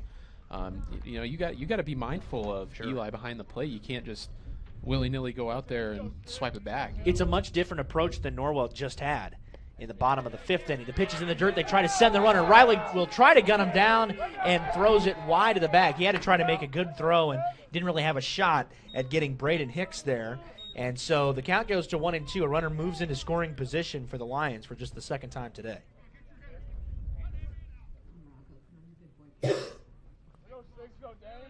If I'm Rocco, I'm just forgetting about that runner on second base right now. I'm just attacking the hitter. You don't want to. The last thing you want to do is leave one hanging up in the zone, and all of a sudden this is a 1-run game. Right. So if I'm Rocco right now, I'm forgetting about the second base runner. If they move him over with a productive out, right now if you're Norwell, you're just trying to get outs. Right. It's 4-1. Yeah. A 4-2 game, it still gets you a win, as the same 4-1 game would. So just attack the. You're at the top of the lineup. So, their big sticks are up. So, just attack the hitter. Haynes bluffs on an inside move and steps off the mound. 1-2 here to the leadoff hitter, Gutekunst. The pitch. Fastball line towards right, down the line. It is a foul ball. Gutekunst got good aluminum around on that one, but just could not quite keep it fair. Trying to go up with a fastball and didn't get it up enough there. I have it in my notes here that Gutekunst has been late on the fastball today, so I don't mind the pitch call right there. Trying to go up with a fastball really saw him off. But if you're going to go up there, you got to go up there. This dude's their leadoff hitter, so he can hit a little bit. 367 on the year. Got all kinds of speed. Leads the team with 9 stolen bags, 4 RBIs. Rocco wears number 6, comes set the 1-2. Off speed, grounded weakly towards third and outside the bag. Bolin fields it, but it's foul. Norwell in their home navy today with white letters and numerals surrounded by Vegas gold and trim, and the white pinstripe navy blue pants, and the Lions are in the gray pants with purple jerseys and purple socks with the pants pulled up close to the knee. 1 ball and 2 strikes here. Rocco Haynes pitching to Gutekunst. Along it back here for the leadoff hitter. And the fastball clips him. And Gutekunst is on with a hit by pitch. Rocco has plunked the second guy of the inning, still unable to get it out, and now Leo brings the tying run to the plate. Just a disaster of a start of an inning for Norwell. Right here, you have a good 3-run inning. You take a lead, and we were talking, man, it feels like it's insurmountable. But now you got runners on first and second with the big boys coming up, and without the benefit of a hit. Right, and man, it's just a disaster. Yesterday we kind of touched on it too. After having a big inning, you want to have a lockdown inning. If you're going back out in the field, try and shut them down, just keep that momentum rolling. And now you're in danger of letting them tie up this game. So I was thinking prior inning, I'm like, man, Norwell is really in control of their destiny here in the NE8 right now. Even though this is the first game, this is probably the best 2 teams in the conference, if we're speaking honestly. Right. Time to buckle down, try and get yourself a ground ball double play here. We got some speed on the bases, though, so it's going to be tough to twist it. You got to look for a strikeout or a ground ball here. Hicks has just 1 stolen base, and Gutekunst is running behind him, so that negates that stolen base threat. Coden Brubaker is the batter now after Dave Goodmiller took a visit to the mound and had a chat with Rocco Haynes. Nobody out. Squaring to bunt is Brubaker, and he bunts it foul straight back to the screen. I was listening to a podcast today that Ian Happ hosts from the Chicago Cubs, and one of the pitchers he has on that podcast was talking about bunting, and he was like, man, it feels like this this machine's throwing hard right now to bunt. And the guy was like, yeah, he's throwing about 75. So, going up against somebody who's throwing it hard and you don't know what's coming, it's a little tougher to bunt. Strike 1 is in the dirt. Brubaker pulled back the bunt, and Riley smothered it to hold Hicks at second. I catch myself doing that all the time while I'm watching a Cubs game. I'm like, God, come on, pitcher. You can't hit. You got to at least be able to bunt. It's not as easy as it looks out there, especially when you got somebody throwing as hard as Rocco is. Haynes takes 1 look at the runner, then comes to the plate with the 1-1. Brubaker was not looking to bunt on that pitch, and he missed outside with a fastball. Well, now he's got to come to him, and Brubaker knows that. So if this is a very interesting pitch. This is a huge pitch in this game. 2-1. You don't want to go 3-1 here and potentially load up the bases. So I'd gear up right here if I'm Brubaker. The next offering, fastball right at the knee. That is strike a 2. Great pitch. I mean, that's a big-time pitch. He's expecting a fastball. It's going to be a strike, and he paints it at the knees on the outside corner. That is a big-time pitch from Rocco. 2-2. This will be the 70th pitch of the afternoon as Rocco steps off the back and kind of controls himself, wipes a bead of sweat here on a warm afternoon and windy with the wind still gusting 30-plus miles an hour out towards center and left center. 4-1 lead for Norwell. 2-2 pitch, fastball high, changes the eye level of Brubaker, but not the count's full.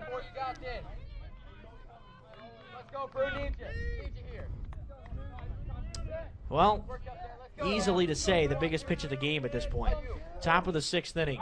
Inside move to second. He throws it hard back there and skipped it in there. And Leighton Bailey's there to block that one. Hicks is back in with an awkward slide. A lot hinges on this pitch right here. The payoff. Fastball lifted high in the air towards left. Down the line, going back is Morgan. He can't get there, and it bounces over the wall, which actually saves Norwell a run.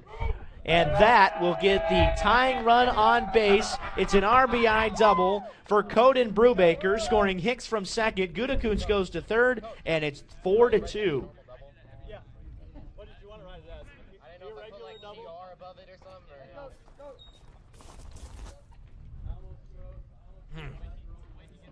Well, Brubaker's now at second. A nice piece. It bounced over towards the turtle out there wide of the 315 sign.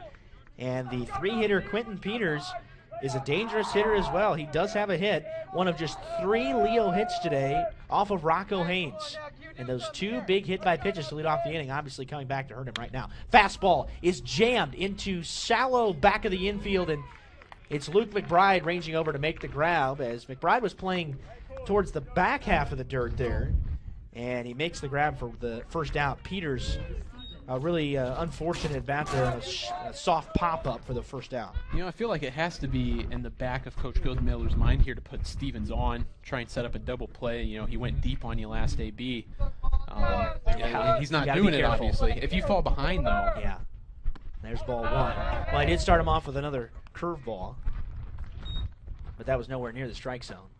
1-0. You're right. I think if you miss on this one, you put him on, because there's no reason to mess around with this guy. And even with Papenbrock waiting on deck, that almost hit him. That's inside 2-0. Dave Goodmiller on the move in the dugout, but allowing this at bat to continue. Stevens is sitting dead red on that fastball right now. Here it comes. Takes it for a strike on the outer half. It's a good pitch. You're getting a fastball. You're probably looking for something you can at least take up the middle, if not pull, and you're trying to put one onto the tennis courts. That's a great pitch from Rocco. Haynes delivers a 2-1 pitch fastball and got Stevens to chase outside the zone. Well, now you got Stevens guessing. You went 2 curveballs and then 2 fastballs. You don't know what's coming, so you got him really guessing right here. 2 balls and 2 strikes, 2 runners in scoring position for Leo. Fastball grounded up the middle. Bailey makes the play. This will get a run in. The throw is low to first. Dug out of there by Josiah Leidig, and it pulled him off the bag. Yeah. And that's an error on Leighton Bailey, and that allows another run to score. It's 4-3 now. It looked like that was going to be a ground ball to get an out at least and get the second out of the inning. Instead, it leaves runners at the corners with 1 out. Now a 1-run ball game. Man, I was about to say, you can live with that. You can absolutely live with giving up a run right there. You're still up 1. Does that make it 4-3, Derek? It does. I run the scoreboard here too. I'm trying to do the Multitask. book and the scoreboard. Well, now Papenbrock steps in, and he has had a less than ideal day, a ground out and a pop out so far today, and he is licking his chops right now with a chance to tie the game or potentially give Leo the lead. Tying run is 90 feet away. Ball 1 to him on a fastball up and away.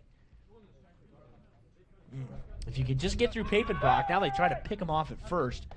That's a courtesy runner out there for Coley Stevens.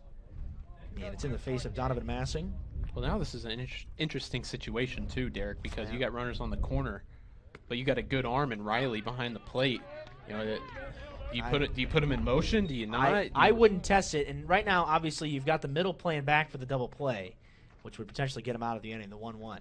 Fastball, ground ball towards the shortstop. On a hop to Bailey. Throw to second for 1. On to first. They got him by half a step. It's an inning-ending 6-4-3 double play.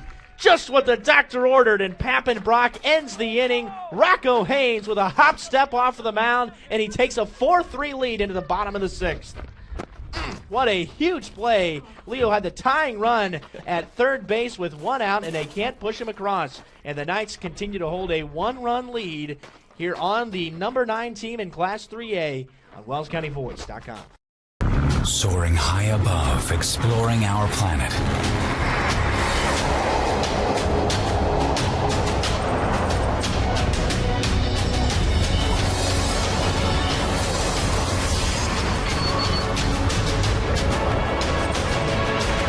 Professional timepiece designed to take flight. Citizen ProMaster. Go beyond. Daniel's Jewelers on North Main Street in Bluffton, where personal service and trust become part of the memory. Bluffton Roofing Incorporated prides themselves on developing a long-term relationship with their customers, listening to their needs and suggesting the proper course of action, be it preventative maintenance, repair, or replacement. Bluffton Roofing and owner James Worth are GAF certified and are certified weather stopper roofing contractors. Bluffton Roofing is fully insured, protecting you and your home. Call 824-3564 or 307-6313. Bluffton Roofing Incorporated. Quality first home improvements. We're in the bottom of the 6th here at Norwell. This has been just such a fantastic baseball game here today. Bailey squaring to bunt on the first pitch of the inning and pulls it back and takes ball 1. But this has been just a super game to watch. Coley Stevens is back on the mound, pitch number 87 on the first offering. There's a fastball on the outer half for strike 1 to Bailey. Bailey made an error in that inning that allowed a run to score. Now, the run was going to score anyway, but it was a play where Norwell didn't get an out, And the 1-1 just misses down. 2 balls and a strike here to Bailey, then makes up with it with a fast turn. And Norwell turns the 6-4-3 double play to end the inning. 2-1 pitch here to the shortstop is in the dirt, 3-1. And you wonder when you start to see signs of fatigue here from Coley Stevens, as he's now over 90 pitches. It's a 4-3 ball game here in the bottom of the 6th. Norwell on top of Leo. Fastball downstairs. Bailey takes it for a leadoff walk. Norwell trying to get an insurance run, which would be huge going into the top of the 7th. You know, we were talking last inning, like, man, it feels like this game might be over, 4-1, the way Rocco's looked, and we quickly learned that wasn't the case. And like you said, an insurance run would go a long way, probably help Brody feel a little safer closing this one out. Yeah, these are 2 really good baseball teams going at it today, and that's what showcases the youth a little bit. And obviously, that changes with your ace on the mound. Now, Leidig squares to bunt and misses it, but you know, yesterday was just such a weird game, a game that dragged on, not a enjoyable game to watch from any standpoint, really. I mean, very early in the game, you could tell that's the way it was going to go. And then today, you have both aces on the mound. And we have just had an absolute dandy here on an 82-degree afternoon in late April. The strike 1 pitch, called strike 2, Leidig pulls back and kind of turns around and gives a little smirk at the home plate umpire, Sean Mangan. But he knew it was a strike because that was on the outside corner. And Bailey's out there at first with nobody out. Looks like Stevens might have caught a face full of dirt there as the breeze continues to blow hard out here today. Has not cooled off, or the wind has not died off as we've ticked towards sunset as we're sitting just a minute before 7 o'clock. The strike 2 pitch, fastball up against Leidig, 1-2. You know, we've seen Norwell be pretty aggressive on the base path today. You got to wonder at what point they send Bailey into motion here. Yeah, 3 stolen bags on the year. They've had no problems testing Peter's arm today, really. The 1-2. Off speed, and they got Leidig.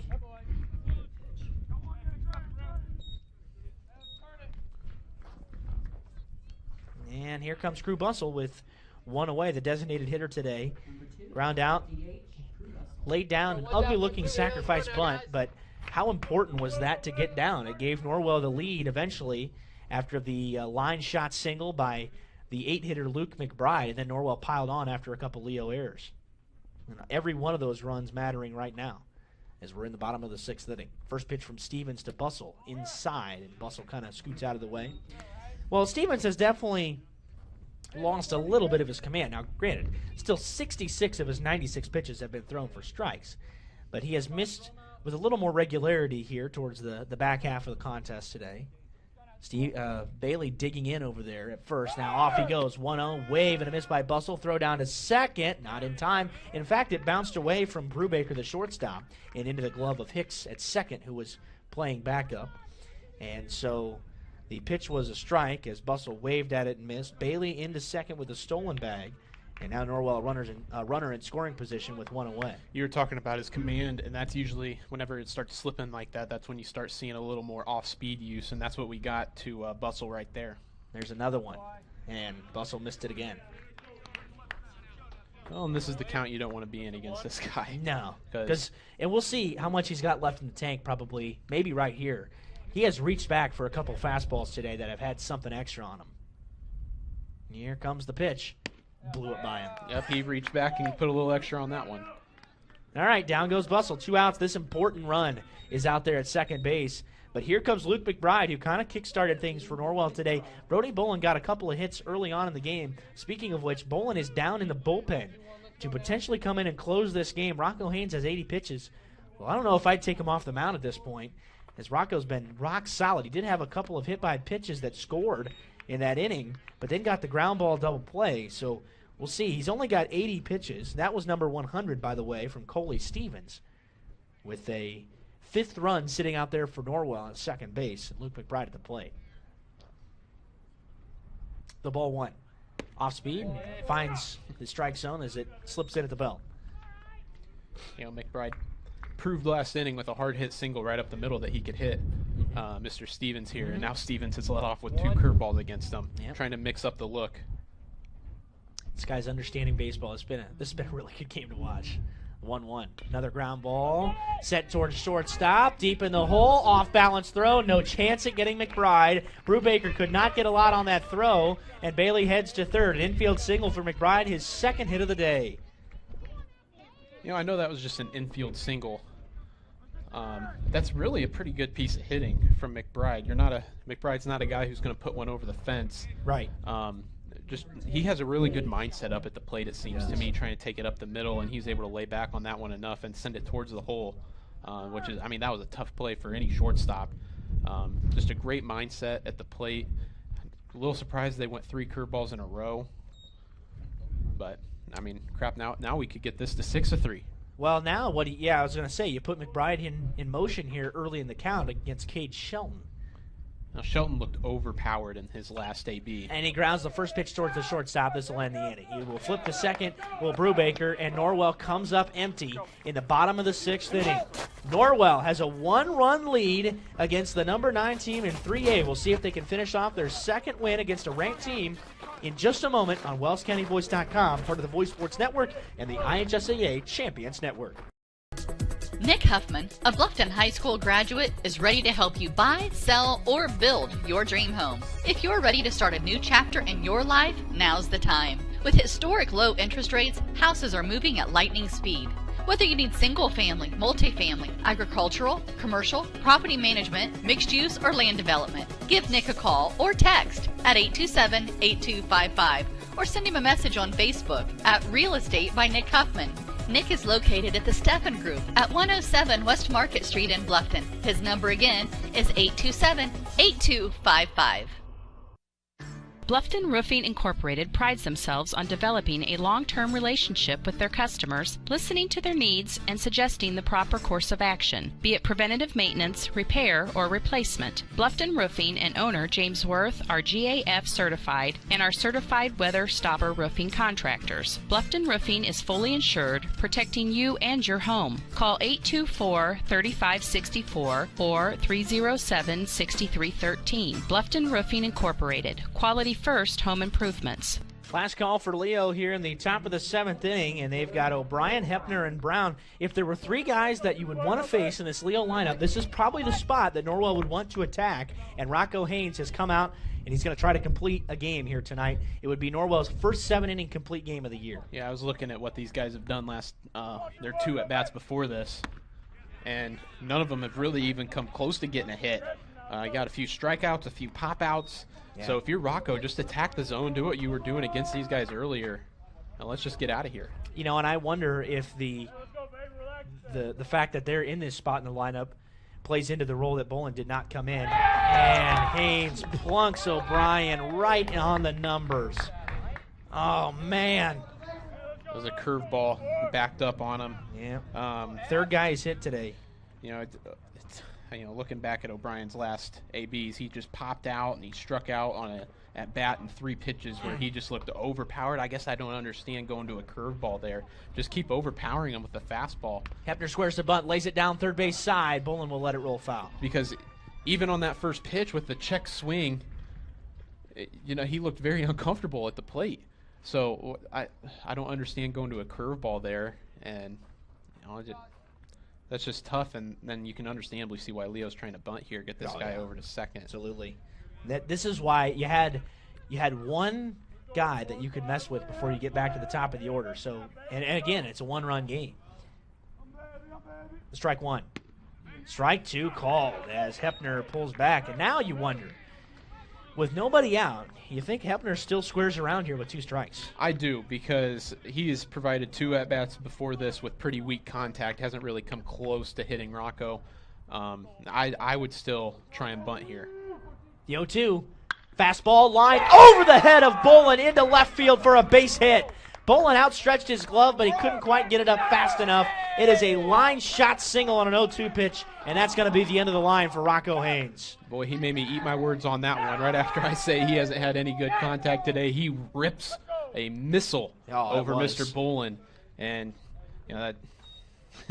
that's probably a good move to get him out of here. You have to at this point. You're just out of options. Brody Bolin is coming into the game trying for the save. Leo has 2 on with nobody out here in the top of the 7th inning on WellsCountyVoice.com. Are you taking the first step towards a healthier you, or are you just tired of the same workout? From beginners to fitness veterans, the Greater Fort Wayne YMCA is the place for you. We offer a full range of workout equipment, personal trainers, certified instructors, a full line of classes, an indoor pool, and so much more. Have peace of mind when you work out with childcare available. The Greater Fort Wayne YMCA is so much more. Join today. Visit fwymca.org. Well, we thought that Rocco Haynes was coming out of the game. He is not. He is staying in. Brody Bolin got warm between innings in the bullpen for Norwell, and the 8-hitter Gannon Brown will hit with 2 on and nobody out in a 1-run game in the 7th inning. Gannon Brown hits from the left side. First pitch squares to bunt. Puts it down. Third base side. Haynes and bobbles it, and nobody will get an out. Everybody's safe, and Leo has come roaring back here in the 7th inning. It's a bunt single for Gannon Brown, and the bases are juiced with nobody out. Man, just everything you don't want to happen in an inning, at the end of the game has happened here. You've had hit by pitches, you've had a missile of a base hit, and now a bunt where you bobble it. 9-hitters Braden Hicks, and he jacks this one down the line and right, and it is a foul ball just by a hair. Holy Moses. That could have cleared the bases. That was headed toward the corner, and Haynes laid it right over the plate for the 9-hitter, and that would have busted it open, and Leo could have taken the lead right there. I'm starting to wonder what is keeping Norwell from bringing in Bolin. The bottom of the lineup has him timed up, and they are dialed in right now. You do that to the top, and you're hosed because these guys can rip it. You got 4 collegiate baseball players in the top 5 spots in the lineup. 0-1, he goes off speed, and Hicks swings through at 0-2. That's a good pitch. That's a good pitch selection with an early swing that almost cleared the bases. Yeah, absolutely. I still think this is the last hitter for Rocco. I think you bring in Bolin to face the top of the order anyway, no matter what happens here. The 0-2, off-speed pitch in the dirt. Riley has it bounce away just for a moment, but not very far away. And O'Brien will hold at third. 1-2. Well, Derek, what do you think here? Do you go back to that curveball that you've seen twice, or do you try and go up and away or up and in with a fastball? You don't want to leave it hanging, though, because he's proved that he timed up on that, but maybe the curveballs were enough to mix him up. I'd say bury it again. And jams with a fastball right back at Haynes. He will throw to the plate for one, the relay to first, and it gets by everybody as the runner and the first baseman collide, and it goes into right field, and that's going to tie the ball game. Well, they get the out at the plate, but then there's a collision, and everybody is safe on the bases, so Michael O'Brien is out at the plate. It ties the game, and Gannon Brown heads to third, and now we've got time called. And they're going to check on the base runner, Braden Hicks, who put that ball in play and reaches on the fielder's choice. So 1 out is recorded on the play, but second and third now for Leo. And that's an error on Riley, which is just a really unfortunate error. It was a one-hopper, and it caught Josiah Leidig as Hicks hit him run around the bases. First pitch, way high, and it goes to the screen, and Leo's going to take the lead on a wild pitch. Wait, and it just makes you wonder. This is the leadoff hitter, and Haynes obviously has lost his command, and now he's coming out. And Leo takes the lead first. Well, now we'll take another break. Leo has jumped in front 5-4. Norwell has been unable to put away the Lions here today. Haynes, a tremendous start, but Leo has now taken the lead at Norwell. I'm Dr. Josh Bell from Corrective Chiropractic in Bluffton. My goal with chiropractic treatment is to make you feel and function better by providing neurostructural corrections to help put your spine back into alignment, to strengthen your nerve system, and to relieve nerve pain. We strive to help you heal and stay healthy for years to come. Our full-service chiropractic team in Bluffton provides corrective exercises, lifestyle advice, along with spinal and postural screenings. Hi, I'm Dr. Nick Altair, and I'm proud to join the team here at Corrective Chiropractic. Our goal is to figure out what is causing your pain and restore movement to the optimal level. From infants to older adults, chiropractic is a safe way to manage growing pains and other body trauma. Did you know that chiropractic care can strengthen your overall immune system? Give us a call at 260-353-1400. Chiropractic care can help you on your journey to the best version of you. Corrective Chiropractic, 360 North Main Street, Suite A, Dutch Mill Plaza, Bluffton, Indiana. Well, we're back here at Norwell, and Leo has taken the lead now on a wild pitch. There was an error here by Eli Riley. It bounced in there. Norwell tried to turn a double play. The Lions had the bases loaded with nobody out, and a comebacker to the mound from Braden Hicks. Rocco Haynes went to the plate for the first out on the force, and Eli Riley tried to go to first to turn that double play for a 1-2-3 twin killer. He bounced it in there. It looked like it might have caught the lip of the grass, and then it bounced up and hit both the runner and Leidig, who collided going around first. That's just kind of a train wreck play. There's no reason for any kind of obstruction or interference there. So I think good no call there by John Fry, the base umpire today. But then it bounced into shallow right field. It allowed the tying run to score. Then on the next pitch, Rocco Haynes was left in the game, and he fired about a 20-footer above the head of the hitter Damian Gutekunst, and it went right back to the screen, and the lead run came in to score for Leo. So now a runner is out there at third. The Lions have the lead, 5-4. Brody Bolin has entered the game with a 1-0 count on Gutekunst, and the Norwell defense is pulled in on the infield, and they're going to try to cut down this run and keep it a one-run ball game. The 1-0 pitch catches the outside corner for a strike, as Bolin is certainly a different kind of guy on the mound than Rocco Haynes. There's no doubt about it. Haynes, by the way, goes to short rather, and Leighton Bailey moves over to third, and there's another wild pitch. It goes right back to Riley, though, and they tag out the runner. How about that? That bounced right off the bottom of the screen and right back to Riley. There is no way you can plan this stuff. You just can't make it up. That wipes the bases clean, and Norwell catches an unbelievable break at the plate on a pitch that was nowhere near the strike zone. Whew. Wow. And it's unassisted on the out, and the pitch is high and tight for ball 3 to Gutekunst, but now the base is empty and 2 out. Well, the last thing you want to do here if you're bowling, too, is put one on right after something like that. Wow. Swing and a miss on a fastball by Gutekunst, 3-2. We have seen a lot of funky things in this 7th inning. Leo's going to come out of it with the lead. And Norwell's going to be down to their final 3 outs with the top of the order due up in the bottom of the 7th. And I think there was some confusion over both the count and the number of outs by Gutekunst, the hitter. But we're all square. The payoff pitch. Fastball, shot the other way, and foul.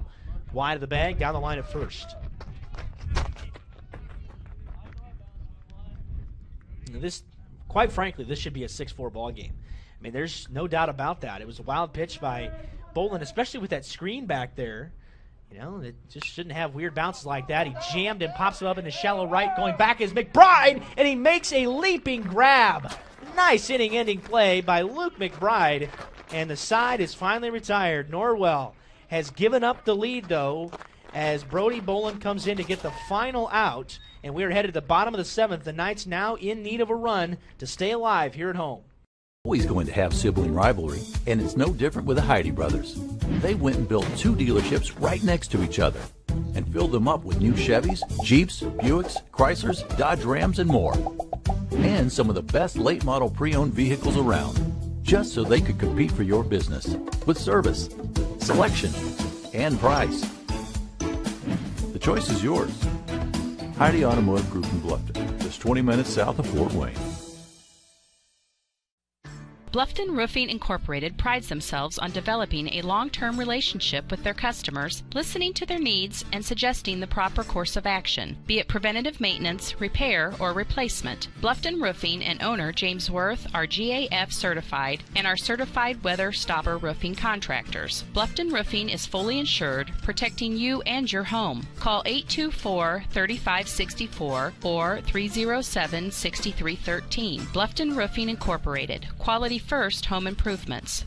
These two teams have matched up for some classics over the years here in the history of this series. Back in 2009, Leo beat Norwell 2-1 in the regional, and then Leo joined the league. These two teams were not opponents during the regular season before the Lions joined the conference and took Carroll's spot. Leadoff hitter here is Eli Riley, and Coley's back out there for another inning. He's got 103 coming in, and he skips the first pitch in there to Riley for ball 1. Then Leo won the first game in the Northeast 8 4-3. This ball is jam shot into shallow left, and it drops for a base hit. The leadoff hitter, Riley, is aboard with nobody out. He represents the tying run for the Knights on their 10th hit of the day.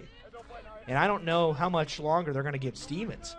Yeah, that's what I was thinking. After watching the last inning, if I'm Leo, I might be, unless you don't have anybody ready or don't trust anybody. Well, again, this is not a deep bullpen. They've only Right. thrown 5 guys all year. And Colin, do you put the wheels on Eli Riley here? I think there's no question about it. I think you steal and then you bunt Graft, because Graft is a good bunter and could potentially bunt for a hit. I think you're definitely stealing and then bunting. There goes Riley. The pitch is outside. The throw down to second does not get him, and the Leo fans come alive. As they say, they tagged him on the foot. Riley in with a head-first slide, and he beats it by a hair. Well, I think we're thinking the same thing we were there, Derek. They were Oh, expecting yeah, it. everybody knew. That was a pitch out right there. Oh, yeah. And that was a pretty good throw right there. It was. Man, it was close, too. It looked like they might, well, I think the tag was applied on Riley's back foot, but apparently Riley must have had his fingertips on the bag. Graft is, I would almost certainly think, bunting. Oh, definitely. Here. No doubt about it. He's not bunting. And the 1-0 is called a high strike just below the letters. Maybe he was just giving him one pitch, see if he could knock one in, maybe reach base too, but now you got to think he's bunt bunting. Towards third, and again, Graft has such great speed, and Brown is playing even with the bag. You got to put one down here. The 1-1, Graft squares to bunt, he missed it. 1-2.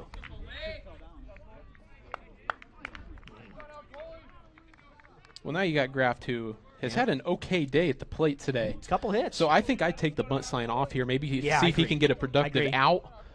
Something on the ground to the right side will do the same thing. A ball and 2 strikes. He's not bunting. The pitch is up and away. 2-2.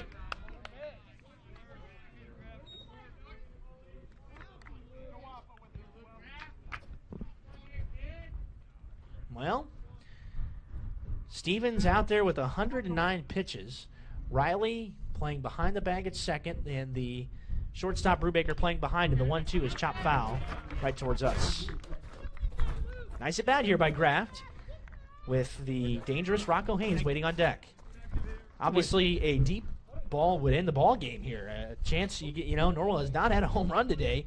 It's almost hard to believe considering they had 2 yesterday. Now, obviously, you're looking at an ace on the mound for Leo, and one that's going to be pitching collegiately at that. 2 balls and 2 strikes. Stevens checks the runner at second once, and another time. The 2-2 pitch, fastball off the plate, 3-2.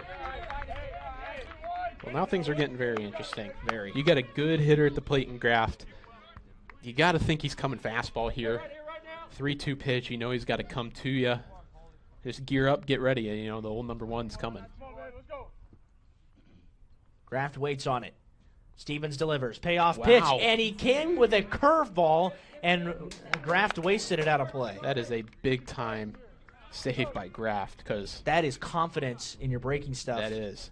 I mean, big time. Well, You're right. we said it earlier. Once you get to the end of the road, you're going to mix in a few more curveballs because you feel a little more comfortable with it. That was a big looper, though. Yeah.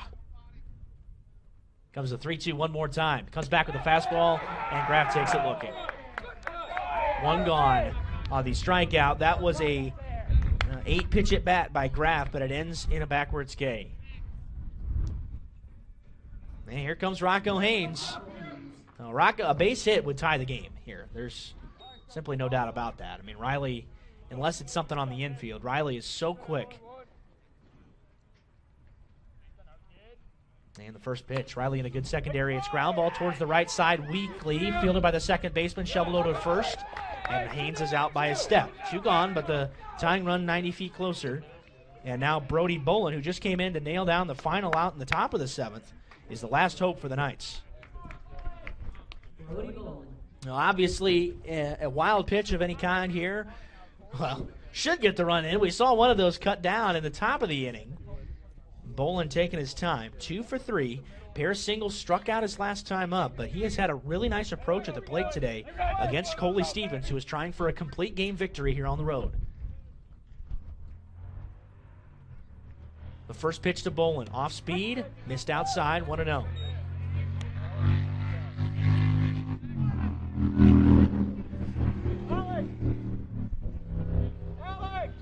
The wind continuing to howl out towards center field on an 80-degree afternoon here in Ossian. The 1-0 pitch with 2 outs in the 7th. Off speed, this one catches the corner for a strike. And Bolin obviously taking a strike there. But I don't know how many fastballs you're going to see. Stevens has just leaned on that curveball so much here after he reached about 80 or 85 pitches. The 1-1 fastball upstairs, 2-1. Derek, to me, it looks like the center fielder is playing Very shallow. He has been all day. And that surprises me with 2 outs. You got your 4-hole hitter. Yeah, I'd almost be playing a no doubles type of defense here. Because you're, 2-1. Oh, it's a check swing, and it goes foul, and Bolin gets bailed out. Because if that stays fair, the ball game's over. All right. Well, the Knights are down to their final strike. 2 balls, 2 strikes, 2 outs. Eli Riley, the tying run at third. Norwell had to lead 4-1 going into the 6th. Leo scored 2 in the 6th and 2 in the 7th off of Rocco Haynes. And now lead at 5-4 with 1 strike to get for a conference opening victory.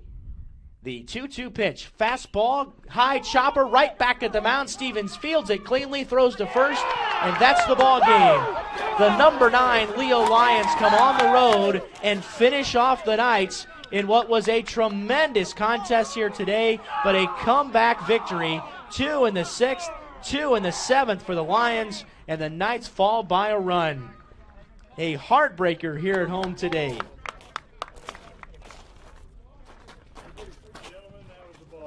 Well, fellas, that was a lot of fun to call. That was a great game. An hour 46. A tip of the cap to our home plate umpire this afternoon, Sean Megan, who did a great job behind the plate. You always hope that you have a good umpire on a day like today when you've got two aces on the mound. But what a disappointing loss for the Knights today, who looked like they might have had this thing in the bag. Again, they were up 4-1 heading to the top of the 6th, Colin. And Leo was able to find a way to rally, scratch across a couple runs. And Rocco Haynes just kind of got beaten up at the end of the game. Just did not quite have the stamina to finish things out today, and the Lions get the comeback win. A lot of missed opportunities today, but a lot of a lot of errors today. Still had a few errors. One big one from Eli there in the the top of the 7th on the chopper back to the mound. That was a weird play too. Tried to turn it. That would have been a huge play. That probably would have won them the game. Right. Looking back on it, and then kind of a questionable decision in my mind to leave Rocco in as long as Coach Goodmiller did. I'm sure he had his reasoning behind it, but I think he might have left him in definitely one batter too long. Once you're coming up to the top of the lineup, I think I would have brought in Brody then. But this is one of those games where towards the end of the season you're going to look back on and you're going to be kicking yourself because that this. In all honesty, the winner of this game controlled their destiny in the NE8. Big time. And now Leo is in the driver's seat for sure. Looking at East Noble is historically good. But other than that, DeKalb is usually all right. Huntington North can provide some sort of resistance as well. But the winner of this really seemed to be, in my mind, the favorite to win. Mm-hmm. And all that aside, though, we had a great game today. It was a lot of fun to watch. We zoomed through the first 4 innings, 3 or 4 innings. Great pitching. We had some situational hitting. There's a lot of stuff to discuss strategy-wise that we've touched on a little bit already. Just a fun all-around game, and not the result we wanted. But an excellent game. It was 2 very solid ball teams, 2 very well-coached teams on the diamond today. It was a lot of fun to watch, and even if you're Norwell, you're looking at that scoreboard, but in your heart that you probably should have won this game. And you got to find a way to use this as some sort of confidence builder, knowing, Leo, what'd you say, they're ranked 9th in the state. And then you got Belmont coming up on Thursday. Which is one you never want to lose. So it's time to reset, take the good things from this game, build on that, and then take the tough outcomes on this game and try and fix them as much as you can. Well, that's the third time Norwell has had a lead against a ranked opponent, and it's the second time they've come away without a victory. They lost 6-4 at Homestead on Monday night, last Monday night, and they were up 4-0 in that game. And so just kind of an unfortunate loss here today for the Knights. They fall 5-4 here at home. They've got Belmont coming up on Thursday, and then Carroll on Friday, Hamilton Heights for a twin bill on Saturday. So you know you got a lot to look forward to as the Knights continue on their 6-game week here this week. So that'll do it here from Ossian. That'll wrap things up on behalf of my partner Colin Schwartz and our owner Scott and Dale Menser. I'm Derek Decker saying so long and God bless. We hope you enjoyed this broadcast of high school sports on the Voice Enterprises. Remember, none of this would be possible without the continued support of our sponsors. Please use their services whenever possible, and when you see them, tell them thank you. Join us again next time on the Voice Enterprises.